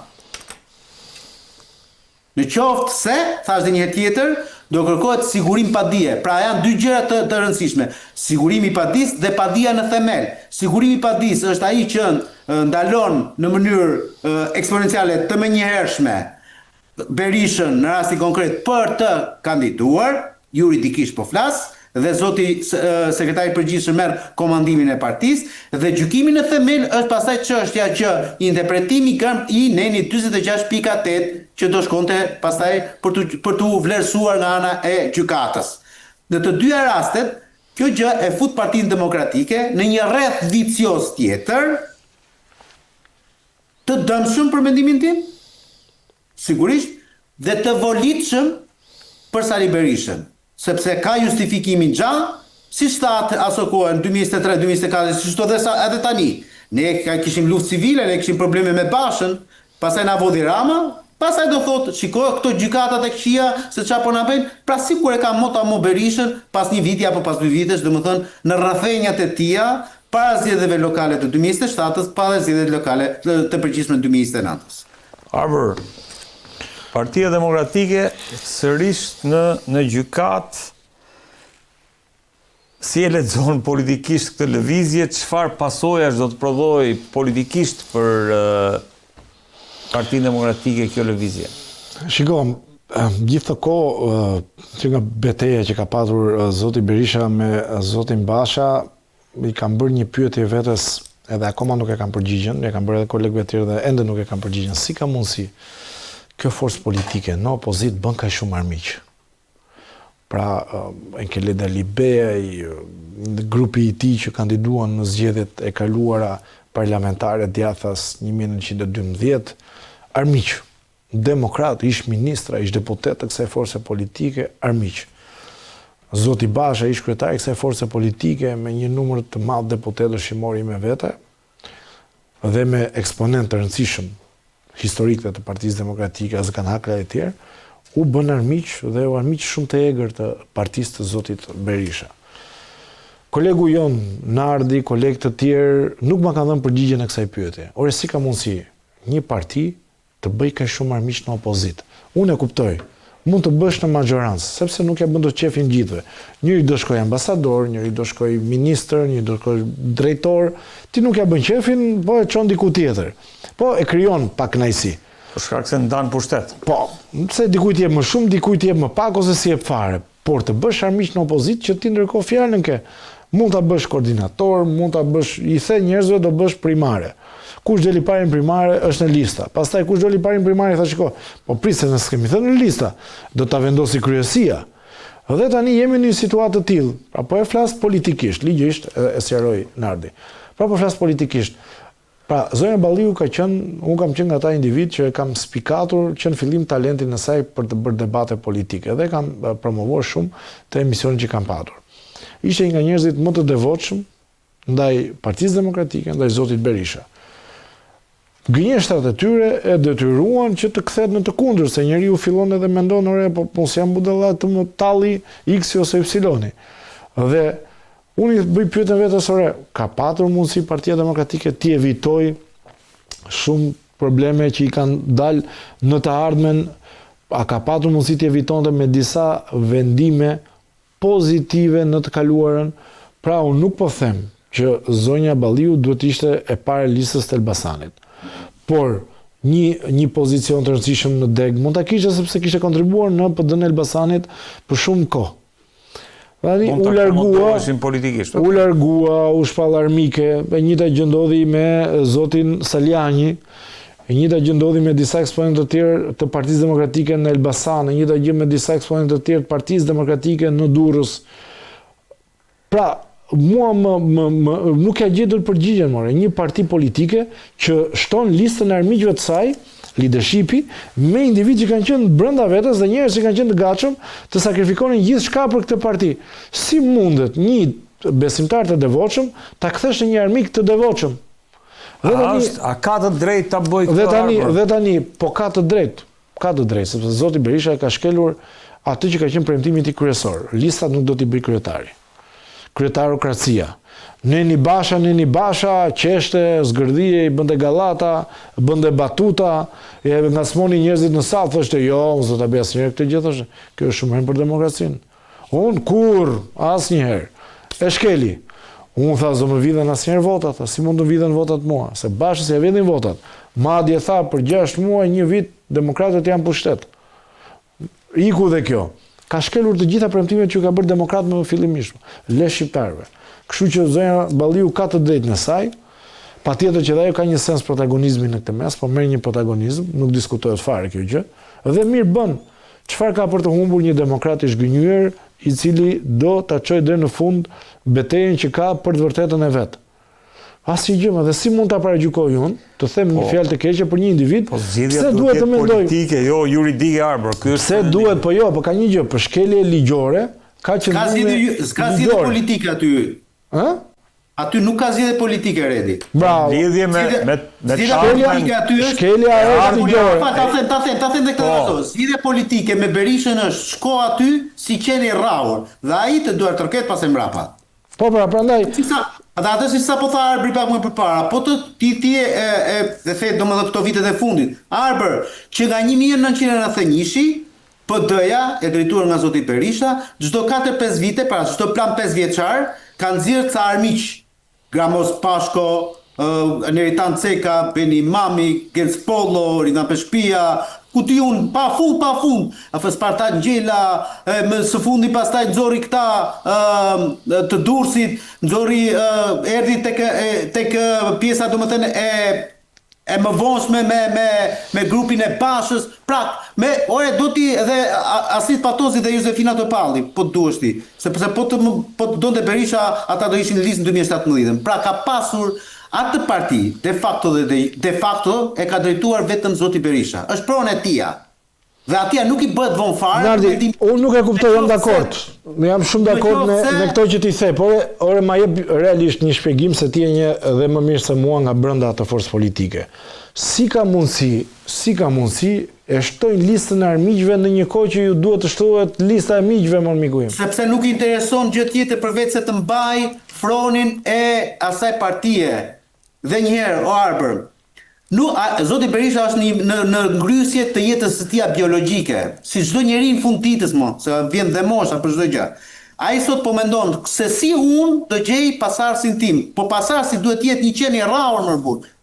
Mundësishme nga familjes. Dhe ti nuk mund të vendosësh aty pasarës, për shembull, një politikan që është ambicioz. Nëse sot Ahmet Pas do ishte gjallë Sokol Dashi, unë besoj fort, tani po amendsoj që PD-ja nuk do ishte në këtë lloj derexheje. Sepse ka pasur krishtim shumë të madh politik midis Sokol Dashit dhe Lulzim Bashës, në qasjen e karaktere kam fjalën.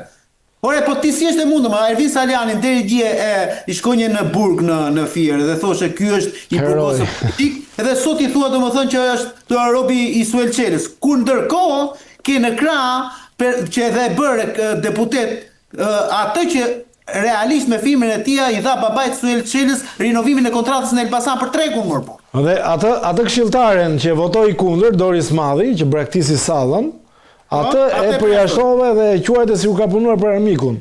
Ai pa më tani. Do të thënë, çudirat që janë aty janë të tmeshme, por Redi ka një gjë. Unë mendoj kam një teorinë time për Partinë Demokratike, ku jam kritik me gjithë këto zëra që mendojnë që mund ta mundin zotin Berisha. Unë mendoj që marrëzia duhet të shkojë deri në fund.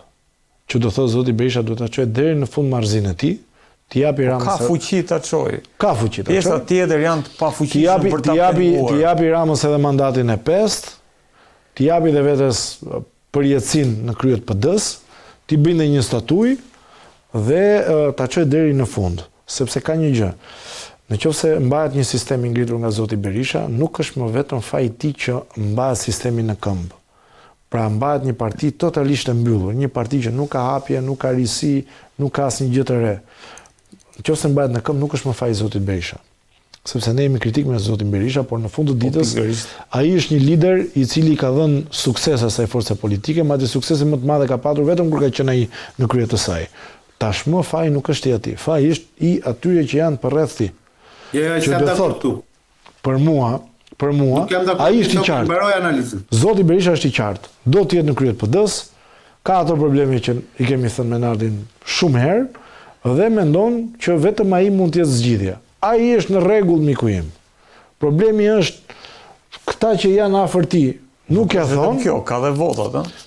Nuk ja thon, po tani më fal. 1 maj tregoi që votat për qenë opoziti ka. Populli Po më i ka votat për qenë opozit. Populli shqiptar zgjodhi për opozit. Pra për mua tani diskutimi me kryes Sali Berisha. Diskutimi është dhe të njerëzit përreth. Ore këta kanë mendim politik, sepse na thon kur i takojmë po s'kan fuqi. Po jo më sa na thon pasi mbaron emisionet, na thon Nardi e mbarova. Na thon po vetëm ai e mban këtë parti. Imagjino, vdiq Januari dhe Partia Komuniste mbijetoi edhe 5 vjet. Tani këta po e krahasojnë me zotin Berisha do të thonë vetëm ai e mban partinë. Pra njëta gjë dhe këtu, vetëm ai e mban partitë, tërësisht mentalitet komunist. Avokat, si ta mbyllim. Se di që në fund, 2 fjali kam. Më dëgjoj me kujdes. Thjesht për ata që na shikojnë. Zoti Berisha është në politik nga 1991. Pra i bie diku tek 35 vite gjysmë. Po them 35 si ta marrim kështu të llogaritur. Në 35 vite gjysmë Berisha ka drejtuar këtë vend, pra ka qenë në pushtet vetëm 13 vjet. Dhe i bie, bën hesapet vet, 23 vite, 22 vite në opozit. Kurse zoti Rama ka ardhur në politik në 1998 dhe nga 1998 deri më sot ka qenë vetëm, pra janë 28 vite në politik, teorikisht, nga këto 28 vite në politik, 26 vite Rama i ka në pushtet. 26 vite Rama i ka në pushtet. 2 vite si ministër i kulturës, 98-2000, 11 vite si kryebashkiak, 13 vite si kryeministër dhe vetëm 2 vite si opozit. Tani unë bëj pyetjen e thjesht për atë opozitarin, për atë militantin e Partisë Demokratike, atë që i dhimbset le themi Partia Demokratike. Ore, për çfarë arsye do të shkosh akoma pas një personi si zoti Berisha, me gjithë po duhesh ti lavde sa duhesh, kam për të unë, por që teorikisht këtë forcë politike 13 vite ka majtë pushtet, 22 vite ka majtë në opozit. Atëherë ky teorikisht nuk është një lider fitues, mor zotëri. Mua më mjafton kaq llogari matematikore në raport me kundërshtarin e tij politik zoti Rama për të bërë diferencën. Ky 2 vite, vetëm 2 vite në opozit, kurse ky 22 vite në opozit. Tani pse do duhet akoma t'i shkohet nga pas? Kjo është pyetja retorike. Avokat, falenderoj. Faleminderit ju. Kënaqësi që të patëm. Të nderuar teleshikues, kjo ishte gjithçka që kishim përgatitur për ju sonte nga unë Redvar Raku. Natën e mirë.